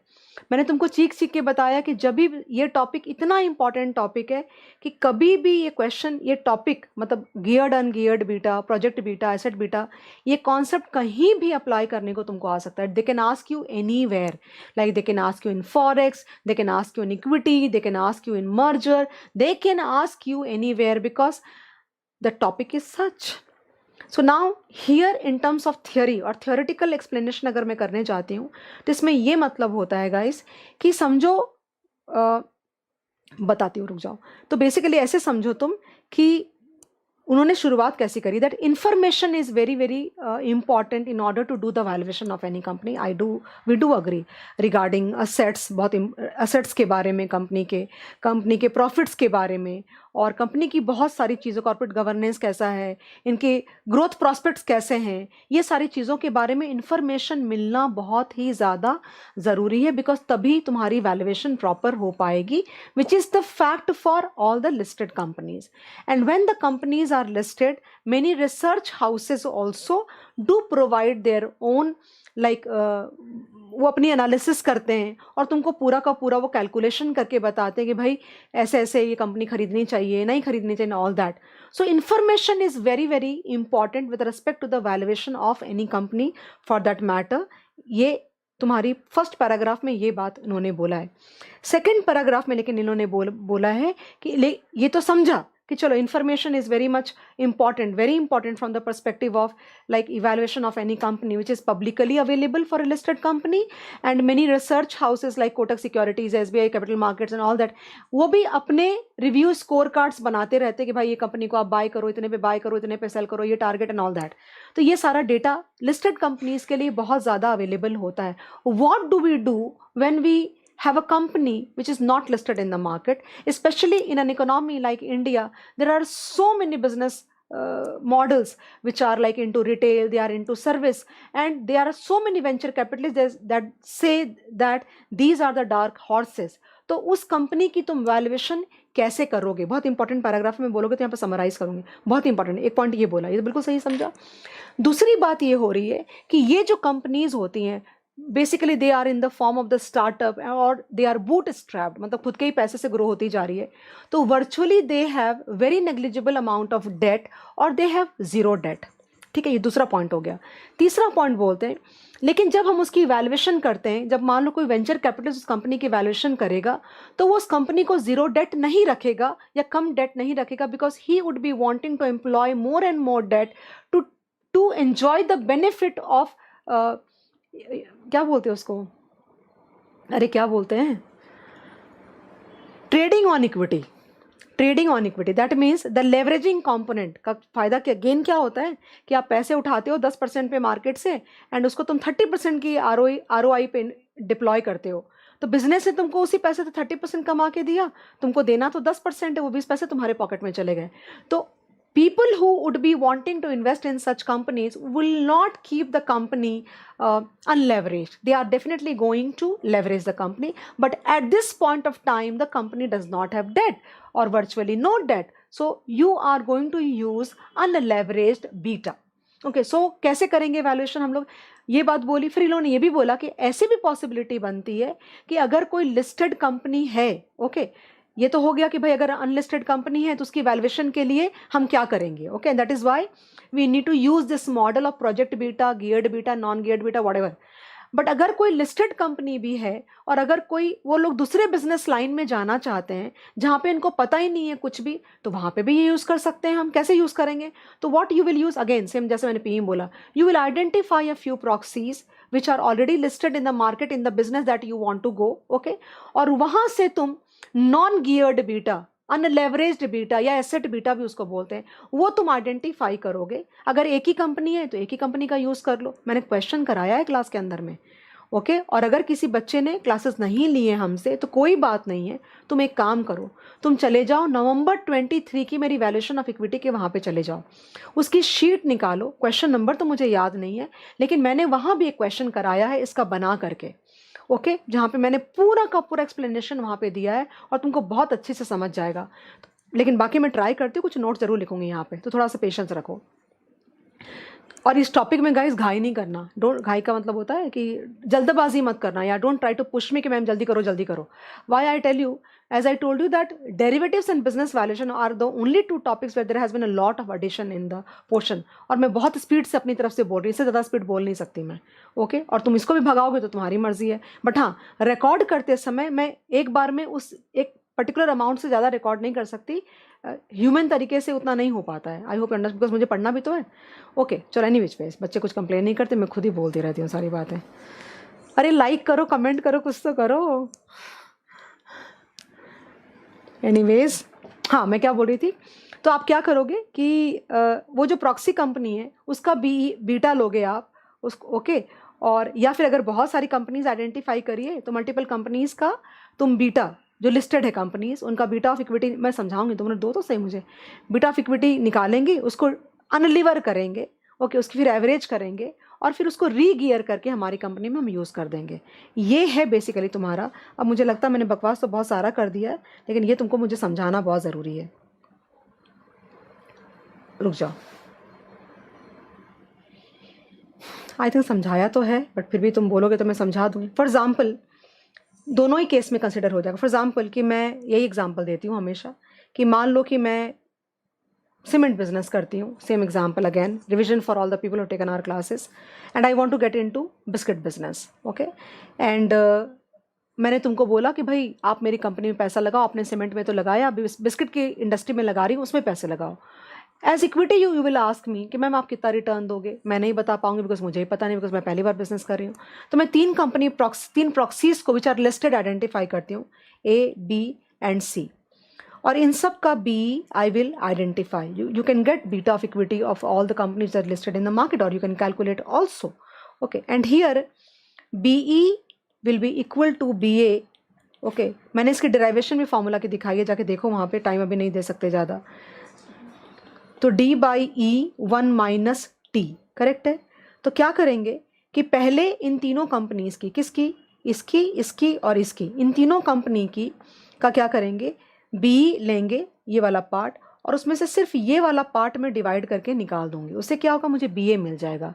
नॉन गियर्ड बीटा, मतलब अगर कंपनी के अंदर डेट नहीं है तो उसका बीटा कितना होना चाहिए, बिकॉज दिस, ये जो चीज़ है ना, this represents your business risk and this part represents your financial risk, and the company that we want to value does not have debt, so we will take out the beta of the asset or the unlevered beta. Okay, ये बाहर आ गया तुम्हारा, तीनों का बाहर आ गया, एक आ गया, बी का आ गया और सी का आ गया। फिर हम उसका एवरेज कर देंगे, B A of A, B A of B, B A of C. अगर एक ही लिया है तो वही वाला यूज कर लो, अगर तीन कंपनी लिया है तो तीनों का एवरेज लोगे या वेटेड एवरेज लोगे, डिपेंड्स क्वेश्चन में कैसे दिया हुआ है। और तुमने weighted average beta of the asset calculate कर लिया, उसमें तुम अपनी डेट इक्विटी रेशियो लगा करके वापस से लीवर करके री गियर करके तुम बीई कैलकुलेट करोगे, सीएपीएम मॉडल यूज करके RF RM minus RF use करके कैलकुलेट करोगे, बैंक से बैंक कितने पे तुमको डेट देगी वो केडी मिल जाएगा तुमको, और तुम W weighted average cost of capital निकाल लोगे। एंड देन वो जो निकाला हुआ कॉस्ट ऑफ कैपिटल होगा उसकी हेल्प से तुम क्या करोगे, उसकी हेल्प से तुम कैश फ्लोज को, जो नया बिजनेस बिस्किट इंडस्ट्री हम डाल रहे हैं, देखो दिख रहा है तुमको, ये अनलीवर किया, ये अनलीवर किया और ये वापस से लीवर किया, रीगियर किया, कहने का मतलब है। ओके, यहाँ पे क्वेश्चन दिया हुआ है तुम्हारा, you can very much solve this question without any like, कोई भी दिक्कत नहीं होनी चाहिए गाइस, मुझे नहीं लगता कोई दिक्कत है, कर लेना इसको, बाद में टाइम बर्बाद नहीं करती हूँ, बस आगे और इंपॉर्टेंट टॉपिक्स बहुत सारे बाकी हैं and I would not want to waste time. और कराया हुआ जाके रेफर कर लो ना प्लीज़, तो उससे मेरे लिए चीज़ें थोड़ी काफ़ी ज़्यादा ईजी हो जाएंगी। So the next topic is relative valuation model guys, and they've given quite a good content on this topic, and the काफ़ी अच्छी अच्छी बातें लिखी है जो कि शायद if you do not go through the content which is given in the module, we will never be able to understand कि ये points थे, and if they try to do some questions in terms of case study or something, मुझे नहीं लगता कि बिना ये पढ़े बिना हम लोग आंसर कर पाएंगे, it is not possible। तो how they start, I will go paragraph by paragraph, उन्होंने क्या बोला है, ओके और अगर मुझे मौका मिलेगा तो मैं बाजू में लिखूंगी भी, बट यहाँ अंडरलाइन तो करूँगी ही, बट सुन लो पहले, उसके बाद आगे बढ़ते हैं। तो फर्स्ट पैराग्राफ में ये लोगों ने ये बोला है दैट, तो मेरी तरफ से अगर सुनोगे तो मैं ये कहना चाहती हूँ that relative valuation model is regarded one of the most like, it's a classical model basically, you know, because जो कंपनीज लिस्टेड होती है ना उनके लिए इस तरीके से वैल्यू करना सबसे आसान तरीका होता है। तो मैं क्लास में कई बार ये भी बोलती हूँ कि बच्चों को ऐसे लगता है कि शायद, तो ऐसी कुछ कंपनीज होती है, फॉर एग्जांपल मैं सारी बातें तुमको बता रही हूँ, ऐसी कुछ कंपनीज होती हैं जिनकी वैल्यूएशन, फॉर एग्जांपल ये जो मॉडल है ना, ये ज़रूरी नहीं कि तुम खाली लिस्टेड कंपनी के लिए यूज़ कर सकते हो, तुम अनलिस्टेड के लिए भी यूज़ कर सकते हो, तुम स्टार्टअप्स के लिए यूज़ कर सकते हो, लेकिन इसमें सबसे बड़ा जो फैक्टर आएगा वो है identification of the drivers. Okay, बताऊंगी उसके बारे में डिटेल में, बाद में डिस्कशन आएगा, and identification of the comparable companies. Okay, so what is this model all about? This model is all about comparing या computing the value of a company under consideration or under contemplation on the basis of their peer group।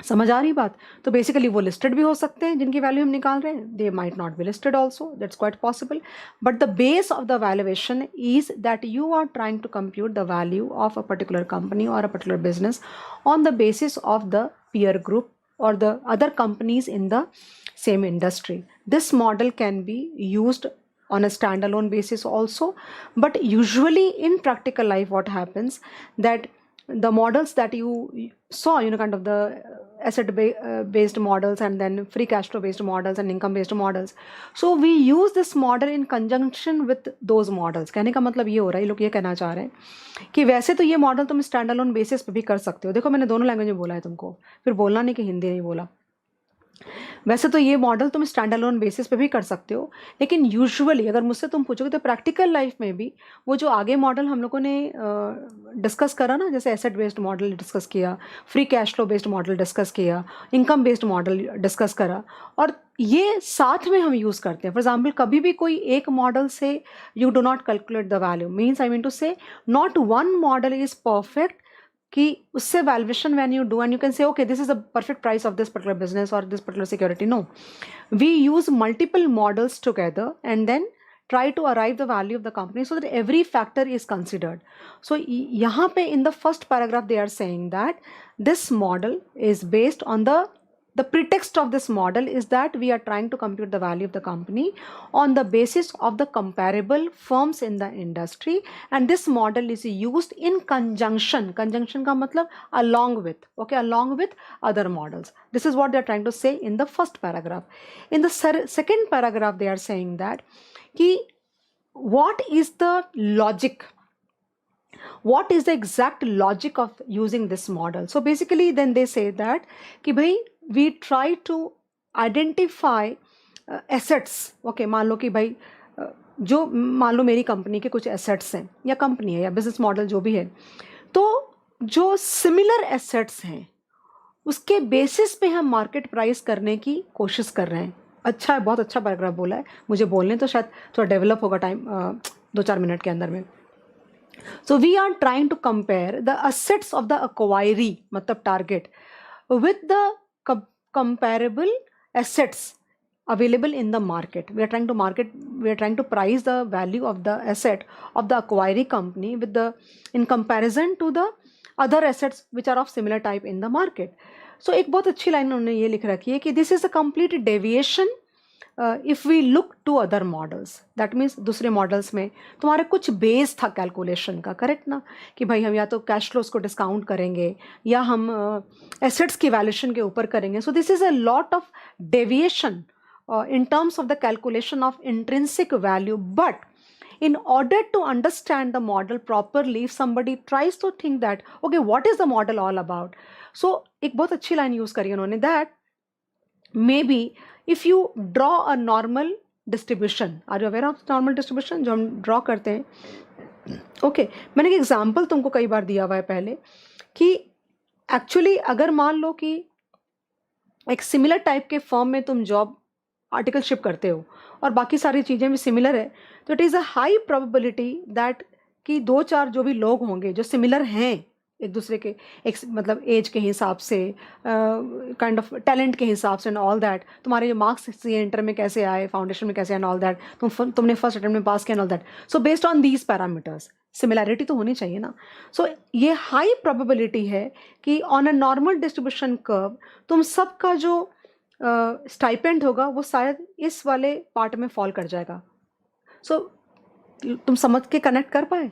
तो इसका ये मतलब हुआ कि जो similar चीज़ें हैं मार्केट में, ओके, उनकी मार्केट प्राइस बहुत ही सिमिलर होनी चाहिए which fits into the normal distribution curve within the उस एरिया में वो फिट कर जाए.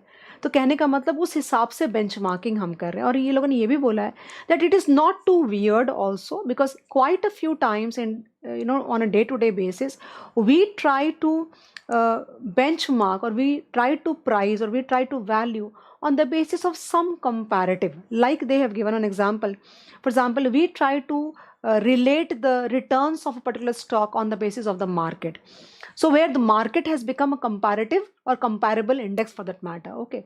Or in other words, we can also say that okay, suppose there are two bonds, one belongs to government, one belongs to some company, and if the YTM of both the bonds are similar, then we can say that the return of this particular company is almost like government bond. That means the credit rating of this particular bond or this company is almost kind of approaching to government level credit rating, मतलब उतना ही अच्छा है. So ऐसा नहीं कि weird है, but हाँ इसको समझना बहुत ज़रूरी है. ऐसे left right center अप्लाई नहीं कर सकते. There are a lot of things that we need to understand before we apply this model. Again, मैंने कहाँ तक पढ़ा है पता है तुम्हें? मैंने पढ़ा है paragraph number 1, paragraph number 2, paragraph number 3 तक पढ़ा है. तो मुझे लगता है पहले मैं उतना कंट्रोल करा दूँ तुमको, उसके बाद मैं आगे बढ़ूंगी. The 3 approaches that we saw to arriving at the value of enterprise, asset based, the earnings based and cash flow based, are for arriving the intrinsic value of the same. Relative valuation model method is to arrive at a relative value using comparative analysis. That means you are trying to compute the value of a company on the basis of some comparable firm or some comparable peer. Okay, and this method is often used in conjunction with the other models. ये एक चीज़ यहाँ पे लिखी हुई है. उसके बाद the concept of relative, that means what is the logic.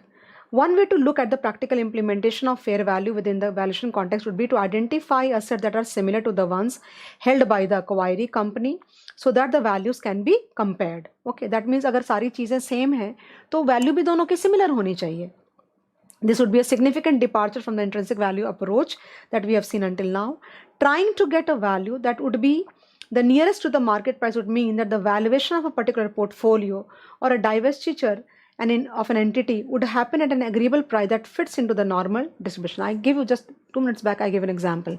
That means if 4 students are there for CA final, they have not given their CA final till now, and they have like all like having similar marks, and they're of same age, and they have cleared their CA inter and all that. So it is high probability that all of them would be getting a similar stipend, and they would be like they would be hired by similar firms, something of that. So that means the pricing would be similar. That's what they are trying to say. So on that logic, we can try to find out the value of a company on the comparable basis where the assets reflect a lot of similarity, and hence the market price can be drawn on the जो market price है वो sentiment हम draw कर सकते हैं वहाँ से.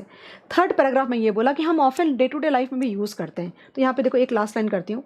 दस when we are comparing bonds, the closer the YTM of the bond to the government index of the return, the more credible it gets when it comes to pricing. I'm sure guys you've been able to understand. This paragraph is a bit like थोड़ा different है, but मैं तुमको समझा देती हूँ क्या बोला है. इन्होंने बोला है कि in a relative valuation model or a comparable firms approach that we are talking, it is also called multiples approach. So it is very very important that we identify. दो चीज़ें बहुत important होगी इस मॉडल के अंदर में. सबसे पहली चीज़ होगी आइडेंटिफिकेशन, आगे पढ़ेंगे हम लोग. Identification of the comparable firms, मतलब वैसी वाली फर्म्स को आइडेंटिफाई करना जिसके साथ तुम खुद को कंपेयर कर सकते हो. Because even if both of them are similar in size, they are same in terms of risk and opportunities, they are similar in terms of capital structure and many more things, there is going to be a lot of difference between the two. So identifying comparable firms is going to be a big like challenge while we are wanting to use this model. Number 2, identification of the drivers का मतलब होता है कि हम कैसे बोलूँ मैं तुमको, एंड 2 ड्राइवर है, या तुम आगे जाके देखोगे कि एंटरप्राइज वैल्यू टू सेल्स लगाएं, या enterprise value to invested capital लगाएं, या एंटरप्राइज वैल्यू टू EBITDA लगाएं, या फिर हम PE रेशियो मॉडल लगाएं. तो ये भी बहुत इंपॉर्टेंट होगा कि जो ड्राइवर्स है, बिकॉज ड्राइवर्स जब तक सही तुम आइडेंटिफाई नहीं करोगे ना, तब तक तुम्हारी जो वैल्यूएशन निकल के आएगी और जो मल्टीपल्स तुम यूज़ करोगे वो मल्टीपल्स भी तुम्हारे बराबर नहीं होंगे. और वो आगे जाके डिस्कशन तुमको दिखाऊंगी. यहाँ पे देखो क्या लिखा है. Also referred to as, oh my god, also referred to as valuation by multiples, uses financial ratios to derive at the desired metric. So basically आगे जाऊंगी तो बेटर को बताऊंगी, स्टेप्स दे रखे हैं यहाँ पे, देख लेना ये वाला पार्ट तुम. अब देखो, finding the correct driver. So whether we are going to use enterprise value, okay, as a driver, और price, market price as a driver, that is a very very important thing. उन्होंने क्या बोला है यहाँ पे कि if your company is like has got a lot of capital intensive business, then use of enterprise value to invested capital would be a better multiple for that matter. And if your company is into like जिनका sales, जिनके revenue बहुत ज़्यादा है, और वैसी वाली जो जिनके पास कैश रिच कंपनीज है, उनके लिए enterprise value to sales would be a better multiple for that matter, where multiple is of course multiple बाद में आएगा, पहले ड्राइवर तुम यूज़ करोगे, ठीक है ना. या फिर इक्विटी बेस्ड मल्टीपल ज़्यादा बेटर होगा. फॉर एग्जांपल PE मल्टीपल हम कहीं भी यूज़ कर सकते हैं, और सबसे ज़्यादा यूज़ होता है बिकॉज सबसे ज़्यादा इजीली डेटा भी अवेलेबल होता है और समझ में भी सबको आता है. और दूसरा होता है PEG ratio. So they are saying that PEG ratio कैसे प्राइस अर्निंग रेशियो कैसे कैलकुलेट करते हैं, MPS बाई EPS करते हैं, तो वो PE रेशियो हो गया. PE रेशियो को जब तुम ग्रोथ रेट से डिवाइड कर देते हो तो वो बन जाता है PEG ratio. So PEG ratio would be a very good ratio और a very good multiple to evaluate companies which are like into high growth phase में है. So it is very important to identify correct driver. मतलब तुमको मुझे ना एक बात तुमको बोलूँ क्या, मुझे स्टेप नंबर 1 और 2 काफ़ी ज़्यादा ओवरलैपिंग लगा. उन्होंने जो लिखा है यहाँ पे मुझे काफ़ी ज़्यादा, बिकॉज अल्टीमेटली ड्राइवर और मल्टीपल काफ़ी रिलेटेड है, तो मुझे लगता है कि उन्होंने काफ़ी कंफ्यूज कर दिया स्टूडेंट्स को ऐसा लिख करके. ड्राइवर का मतलब पता है कि क्या होता है? ड्राइवर का मतलब ये होता है कि तुम यहाँ पे क्या लोगे, इबिडा लोगे कि तुम सेल्स लोगे, कि तुम इन्वेस्टेड कैपिटल लोगे, कि तुम अर्निंग्स लोगे, कि तुम ग्रोथ रेट, मतलब क्या लोगे? वो तुमको क्या लगता है कौन से वाले वो आइटम होंगे या कौन से वाले वो ड्राइवर होंगे? तुम कुछ भी तो किसी के लिए नहीं ले सकते ना। फॉर एग्जाम्पल एक आगे जाके बहुत अच्छा एग्जाम्पल दिया है कि अगर तुम्हारी कंपनी, सपोज करो कि तुम्हारी कंपनी का जो बिजनेस है वो काफ़ी ज़्यादा अफेक्ट होता है एक्सचेंज फ्लक्चुएशन से, बिकॉज तुम्हारा धंधा एक्सपोर्ट का है, उस केस में P ratio would not be a very relevant multiple for that matter in order to value that company. It has to be a different like multiple for that matter. It can be anything, जो कि बाद decide कर सकते हैं बाद में. But then वो जो तुम मल्टीपल यूज़ कर रहे हो और उस मल्टीपल के अंदर जो ड्राइवर यूज़ कर रहे हो वो बिजनेस टू बिजनेस अलग हो जाएगा ना. For example if your company और if your business is very capital intensive, तो ऑफकोर्स वहाँ पे इन्वेस्टेड कैपिटल का काइंड ऑफ इंपॉर्टेंस बहुत ज़्यादा होगा. सिमिलरली अगर कोई कंपनी बहुत एसेट लाइट है, they are not like having too much of intensive capital, वहाँ पर enterprise value to invested capital बहुत रेलिवेंट तुम्हारा मल्टीपल नहीं होगा. तो एक्चुअली वो लोग दो बातें कहना चाह रहे हैं, एक ड्राइवर के बारे में और मल्टीपल के बारे में, लेकिन दोनों पॉइंट स्टेप में काफ़ी कन्फ्यूजन डेवलप कर दिया. दिमाग मत चलाना, समझ में अगर आ रही है बात तो बहुत अच्छी बात है. मैं पढ़ती हूँ थोड़ा, शायद उससे तुमको पर्सपेक्टिव मिल जाएगा. Finding the correct driver that goes to determine the multiple is significant for relative valuation, as it sets the direction to the valuation approach. Of course, thereby one can have two sets of multiple based approach depending on the type of the drivers. या तो enterprise value based multiple use कर लो, तो उसमें EV by EBITDA, EV by invested, EV by sales, but again will depend on the kind of the industry and the type of company we are talking. Then equity value based multiples like PE ratio or price earning growth. We've already seen the concept of application of enterprise value in previous section. However, in the light of valuation, we can definitely add that whereas EV by EBITDA is a popular ratio which can be used anywhere for that matter. Okay.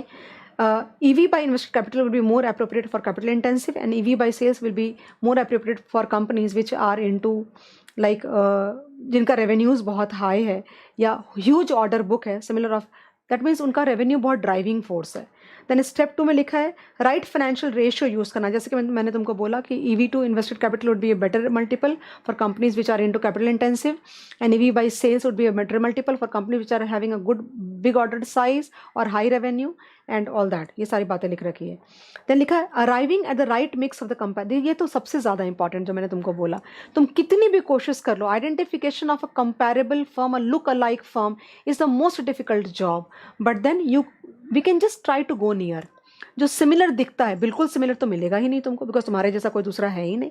Similar मिल सकता है इन terms of risk and opportunities, in terms of capital structure, in terms of size, in terms of like तुम्हारा जो जिस product में तुम हो, तुम्हारा market का जो है, जिस तरह का तुम्हारा मार्केट एंड ऑल दैट, उस बेसिस पे तुम कंपेरेबल फर्म्स आइडेंटिफाई करोगे. ओके, तो ये तुम्हारा थर्ड पॉइंट हो गया. और फोर्थ स्टेप में इन्होंने बोला है कि वो जो तुमने मल्टीपल्स कैलकुलेट किया है और जो तुमने कंपेरेबल फर्म्स का, on the basis of that we will try to compute the value, market value of the company. देखो लिखा है extrapolate the results obtained okay to arrive the correct estimate of the value of the firm. इसमें कुछ assumptions हैं, ध्यान से सुनना. Assumptions ये है कि ये मॉडल ये अज्यूम करता है दैट मार्केट एफिशिएंट होना चाहिए और स्ट्रक्चर, रिस्क, अपॉर्चुनिटीज़ वगैरह कंपैरेबल फर्म की और कंपनी की सेम है. एंड एक बहुत इंपॉर्टेंट चीज़ बोली है, the function of the fundamentals and the multiples are linear. इसका क्या मतलब होता है पता है कि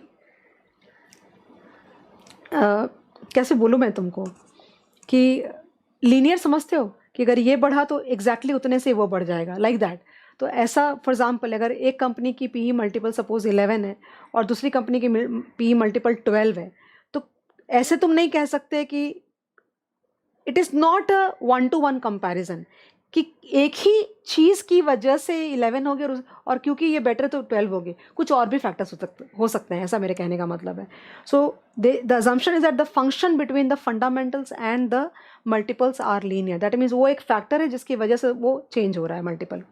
तो that is how they have given guys. Then they have given we can approach enterprise. ये भी इंपॉर्टेंट है, ये पार्ट को ध्यान से देखना. take entity value as the base and then adjust for debt values for arriving the EV, take a balance sheet based approach and arrive at EV. उन्होंने examples दिया है, ये जो sums यहाँ पे दे रखे हैं, these are going to be very very important questions because they can ask you these questions in the multiple choice. और क्लास में मैंने ये नहीं कराया है, तो obvious सी बात है तुमको ध्यान देना चाहिए because अगर multiple में MCQ में पूछेगा तुम आंसर नहीं कर पाओगे, that's for sure. लिखा है A Limited made a gross profit of 10 lakhs. Okay, and incurred indirect expenses of 4 lakh. This is very very important. इस पे गलती बहुत होगी. It's very different than what you are thinking actually. Okay, the number of issued equity shares are 1 lakh. The company has a debt of 3 lakh and surplus funds to the tune of 5 lakh. The market related details are as follows. Looking at the data, you can easily calculate KE. ध्यान से सुनना. निकालना क्या है? Per share earning value of the company. EPS नहीं निकालने को बोल रहे. पर share earning value of the company कैसे निकालोगे पता है तुम्हें? तुम क्या करोगे, ये 10 लाख की तुम्हारी जो ग्रॉस प्रॉफिट है ना, इसमें से तुम 4 लाख माइनस करोगे तो तुमको क्या आ जाएगा? तुमको आ जाएगा इबिडा आ जाएगा बेसिकली, करेक्ट ना? इबिडा आ जाएगा। और इबिडा को तुम, ये जो तुमने के निकाला ना, इबिडा को क्या लिखा है? Per share earning value of the company, मतलब कंपनी का शेयर वैल्यू निकालो। मतलब अगर मैं, are you getting the point? मतलब जो कंपनी की वैल्यू है ना, कंपनी की वैल्यू को नंबर ऑफ शेयर से डिवाइड करो, ना कि इक्विटी की वैल्यू को। तो there is a difference, so there is a high chance that you will commit mistake, so be very careful. Per share earning value of the company, earning per share निकालने को नहीं कह रहे वो लोग। उस केस में हम लोग क्या करते, पैट निकालते और पैट को हम के से डिवाइड करते, तब जाकर के हमको कंपनी की वैल्यू मिलती है और डिवाइड बाय शेयर्स करके हमारा मार्केट प्राइस पर शेयर इंट्रिंसिक वैल्यू निकालते। वो नहीं बोल रहा है per share earning value of the company. तो तुम क्या करोगे, 10 लाख माइनस 4 लाख करोगे, 6 लाख आएगा। 6 लाख को तुम एक डिवाइड करोगे, वो जो के ही आया है उससे तुम्हारी आ गई। देखो यहाँ पे उन्होंने करा हुआ है, देखो ग्रॉस प्रॉफिट है तुम्हारा, इंडायरेक्ट एक्सपेंसेस को निकाला, इबिडा आ गया। इबिडा को के से डिवाइड करके उन्होंने क्या किया कि कंपनी की वैल्यू निकाल ली, और कंपनी की वैल्यू को नंबर ऑफ शेयर से डिवाइड करके अर्निंग वैल्यू पर शेयर निकाला है। Different than what we usually do. Now equity value कैसे निकालोगे? इक्विटी वैल्यू के लिए तुम क्या करोगे, इबिडा दिया हुआ क्या कैलकुलेट करके? यहाँ पे नहीं, इबिडा को एक मल्टीपल दिया हुआ था शायद, यहाँ पे मल्टीपल यहाँ दिया हुआ है 5। तो इबिडा को मल्टीपल्स, जैसे पी मल्टीपल होता है ना, वैसे तुम मल्टीप्लाई कर दो। जैसे ईपीएस को पी से करते हैं, वैसे इबिडा को उसका मल्टीपल दिया हुआ है ना क्वेश्चन में, मल्टीप्लाई कर दिया। तो ये कंपनी की वैल्यू आ गई, और कंपनी की वैल्यू में से डेट की वैल्यू निकाल दोगे तो तुमको आ जाएगा इक्विटी की वैल्यू, और उसमें सरप्लस फंड्स ऐड कर दोगे तो आ जाएगा इक्विटी की वैल्यू। ये बहुत इंपॉर्टेंट है, highly recommended in terms of the candidate. सही है गलत है सब्जेक्टिविटी मुझे नहीं पता, वो चीज़ तुम अगर देख लोगे तो अच्छा होगा, बिकॉज ये कैलकुलेशन वहाँ कहाँ तुमको स्ट्राइक करने वाला है। हम यूजुअली ये कैलकुलेशंस करते ही नहीं, कभी कोई ऐसा समय नहीं देखा मैंने बाहर में, you know in the practical part if you ask me. उसका देखिए एग्जाम्पल और दे रखा है, लिखा है द शेयर्स, बैलेंस शीट दे रखी है, the shares are actively traded at and the current market price is 12 per share, share holder funds represent 70,000 shares. That means 12 को तुम मल्टीप्लाई कर दोगे 70,000 तो मार्केट कैप ऑफ इक्विटी आ जाएगा। उसके बाद तुम उसमें डेट की वैल्यू ऐड, एंटरप्राइज वैल्यू निकालने को बोल रहा है, उसमें तुम डेट की वैल्यू ऐड कर दो। देखो उन्होंने भी ऐसे ही किया होगा, शेयर्स आउटस्टैंडिंग इंटू 12 करा तो मार्केट कैप आ गया, उसमें डेट की वैल्यू ऐड करी और कैश का वैल्यू माइनस कर दिया, you are getting enterprise value and we are done. So these 3 questions are like I am telling you कि प्लीज़ गाइज इसको ये नहीं करना, मतलब लाइटली मत लेना, ज़रूरी है कि तुम करो ये सारी चीज़ें। एंड इसके बाद नेक्स्ट टॉपिक आ रहा है other approaches to value measurement. Okay, ये जो टॉपिक है ना guys, contemporary approaches to valuation, ये ना I could not find anything as such which will add too much of value in terms of like questions or something. So they have given more of a like discussion kind of thing दिया हुआ है। तो मुझे लगता है थोड़ा सा 2-4 line तुमको मैं मार्क करा देती हूँ कि तो यहाँ पे लोगों ने क्या बात करी कि भाई आज you know conventionally or on a traditional basis we have been like knowing all these valuation models like asset based approach, income based approach and cash flow based approach. But nowadays, in today's time, with a lot of technological advancement, we are hearing a lot of words like, you know, private equity and exit multiples. देखो यहाँ लिखा हुआ है leveraged buyouts and brand value and all that. Okay, बस ऐसा बोला इन्होंने। उसके बाद उन्होंने कुछ चीज़ें बोली लाइक जो conventional business models है अब वो नहीं है, और भी बहुत वैरायटी के बिजनेस मॉडल्स हैं। लाइक फॉर एग्जांपल अगर बोलते हैं कि इंटरनेट बेस्ड कंपनी है, तो इंटरनेट बेस्ड कंपनी की वैल्यूएशन आप कैसे करोगे जिसके पास में फिक्स्ड एसेट के नाम पे कुछ ऐसा है ही नहीं। तो उनकी वैल्यूएशन कैसे बोलते हैं, price per page. Okay, then there are many business models, like तुम्हारा प्ले स्टोर पे कोई ऐप है तो जितने सब्सक्राइबर होंगे उसके उतने उस ऐप की वैल्यूएशन निकलेगी एंड ऑल दैट। तो ये सब डिस्कशन किया, और कुछ भी खास नहीं बोला है, लिखा देखो यहाँ पे। And even a meticulous combination of all the three, but it is not common to find bull market referring to analyst। देखो ये सारी चीज़ें लिख रखी है ना, तुमको सिर्फ एक आइडिया के लिए बोल रही हूँ, बाकी let's not waste time too much, not required at all। like price per page visited for an internet based company, और जो फिक्स्ड एसेट्स है ना तुम्हारे, या फिर कोई क्या लिखा है, और an online play store can be valued now using price पर सब्सक्राइबर लाइक दैट। सो वो चीज़ हो गई तुम्हारी, है ना। देन पी रेशियो के बारे में बात करा, you already know what is a P, price earnings ratio, it is like comparable forms के लिए यूज़ करते हैं। देन लेवरेज्ड बायआउट्स के बारे में बात करा इन्होंने। लेवरेज्ड बायआउट्स क्या होता है, for example a lot of venture capitalist and private equity क्या करता है, फॉर एग्जांपल को एक बहुत अच्छा बिजनेस मॉडल है जिसके अंदर में जो एक रफ फेज से जा रहा है, उनको इन्वेस्टमेंट की ज़रूरत है, तो ये लोग क्या करेंगे कि they will invest into the company like at a good combination of like debt and equity. Okay, so that is called leveraged buyout, मतलब बाहर से पैसा बोरो करके कंपनी को खरीद लेने को बोलते हैं leverage buyout in a very very plain and simple words. और उनका टाइम फ्रेम होता है 3 to 5 ईयर्स। डेट इसलिए ज़्यादा यूज़ करते हैं बिकॉज ट्रेडिंग ऑन इक्विटी का कॉन्सेप्ट वैल्यू से ज़्यादा जनरेट होती है। In the process they leverage on the debt and create value, and then they either spin off the management control to another entity for a price or go for an outright sale। So leveraged buyouts basically means borrowing money and acquiring a company। Okay, उसके दो reason होते हैं, एक तो funds जो लगता है वो मिल जाता है, दूसरा you can have a lot of benefit of trading on equity. कैसे यहाँ पे एग्जांपल दे रखा, मुझे एग्जांपल अपने आप में बिल्कुल भी कंप्लीट नहीं लगा, इसलिए मैं इसको स्किप कर रही हूँ, not required. Chop shop method, अब आज का लेक्चर वर्चुअली ख़त्म होने पे आ गया है, मतलब अभी जो पोर्शन बचा out of 40 page, that's how I am counting, out of 40 pages of theory that they have given to you, we are almost going to cover 24-25 pages, whatever, I don't remember exactly। and then in the second lecture guys we would be like मतलब मुझे लगा था मैं 30 तक जा पाऊंगी, but मुझे लगता नहीं कि मैं वहाँ तक जा पाऊंगी because I feel that I am getting exhausted and content भी काफ़ी अच्छा कवर हो गया है, तो सेकंड लेक्चर में फिर अच्छे से कवर करा दूंगी। चॉप शॉप मेथड में क्या होता है, ऐसी बहुत सारी कंपनीज होती हैं जो जिनके बहुत सारे बिजनेसेस में होते हैं वो लोग, राइट। तो ये कंपनीज अक्सर अंडर वैल्यूड होती है बिकॉज अगर उनको अलग अलग कर दिया जाए ना तो उनकी वैल्यूएशन ज़्यादा अच्छी होगी।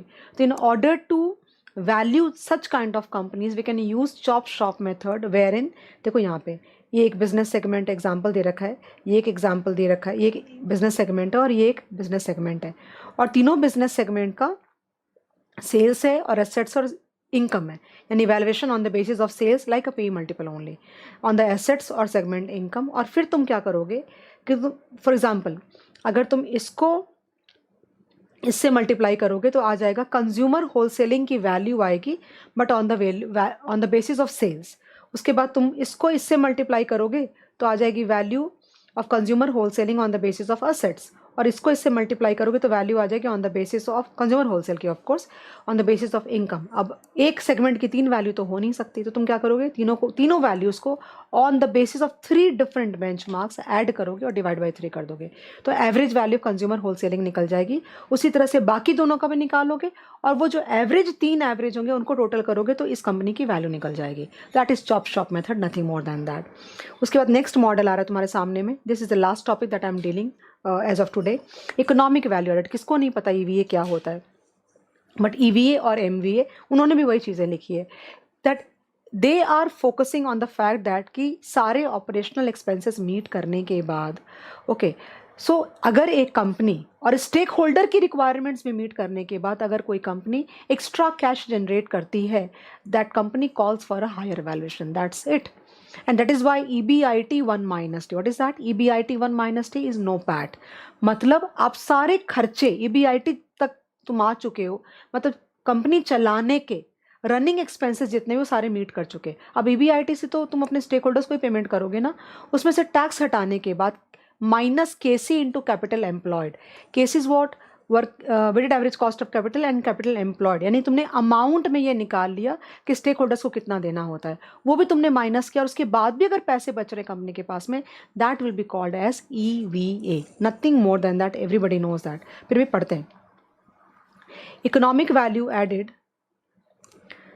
is a holistic method evaluating a company's financial performance, which means EVA is used not only as a mere valuation technique but also find the economic contribution of a company to the society at large.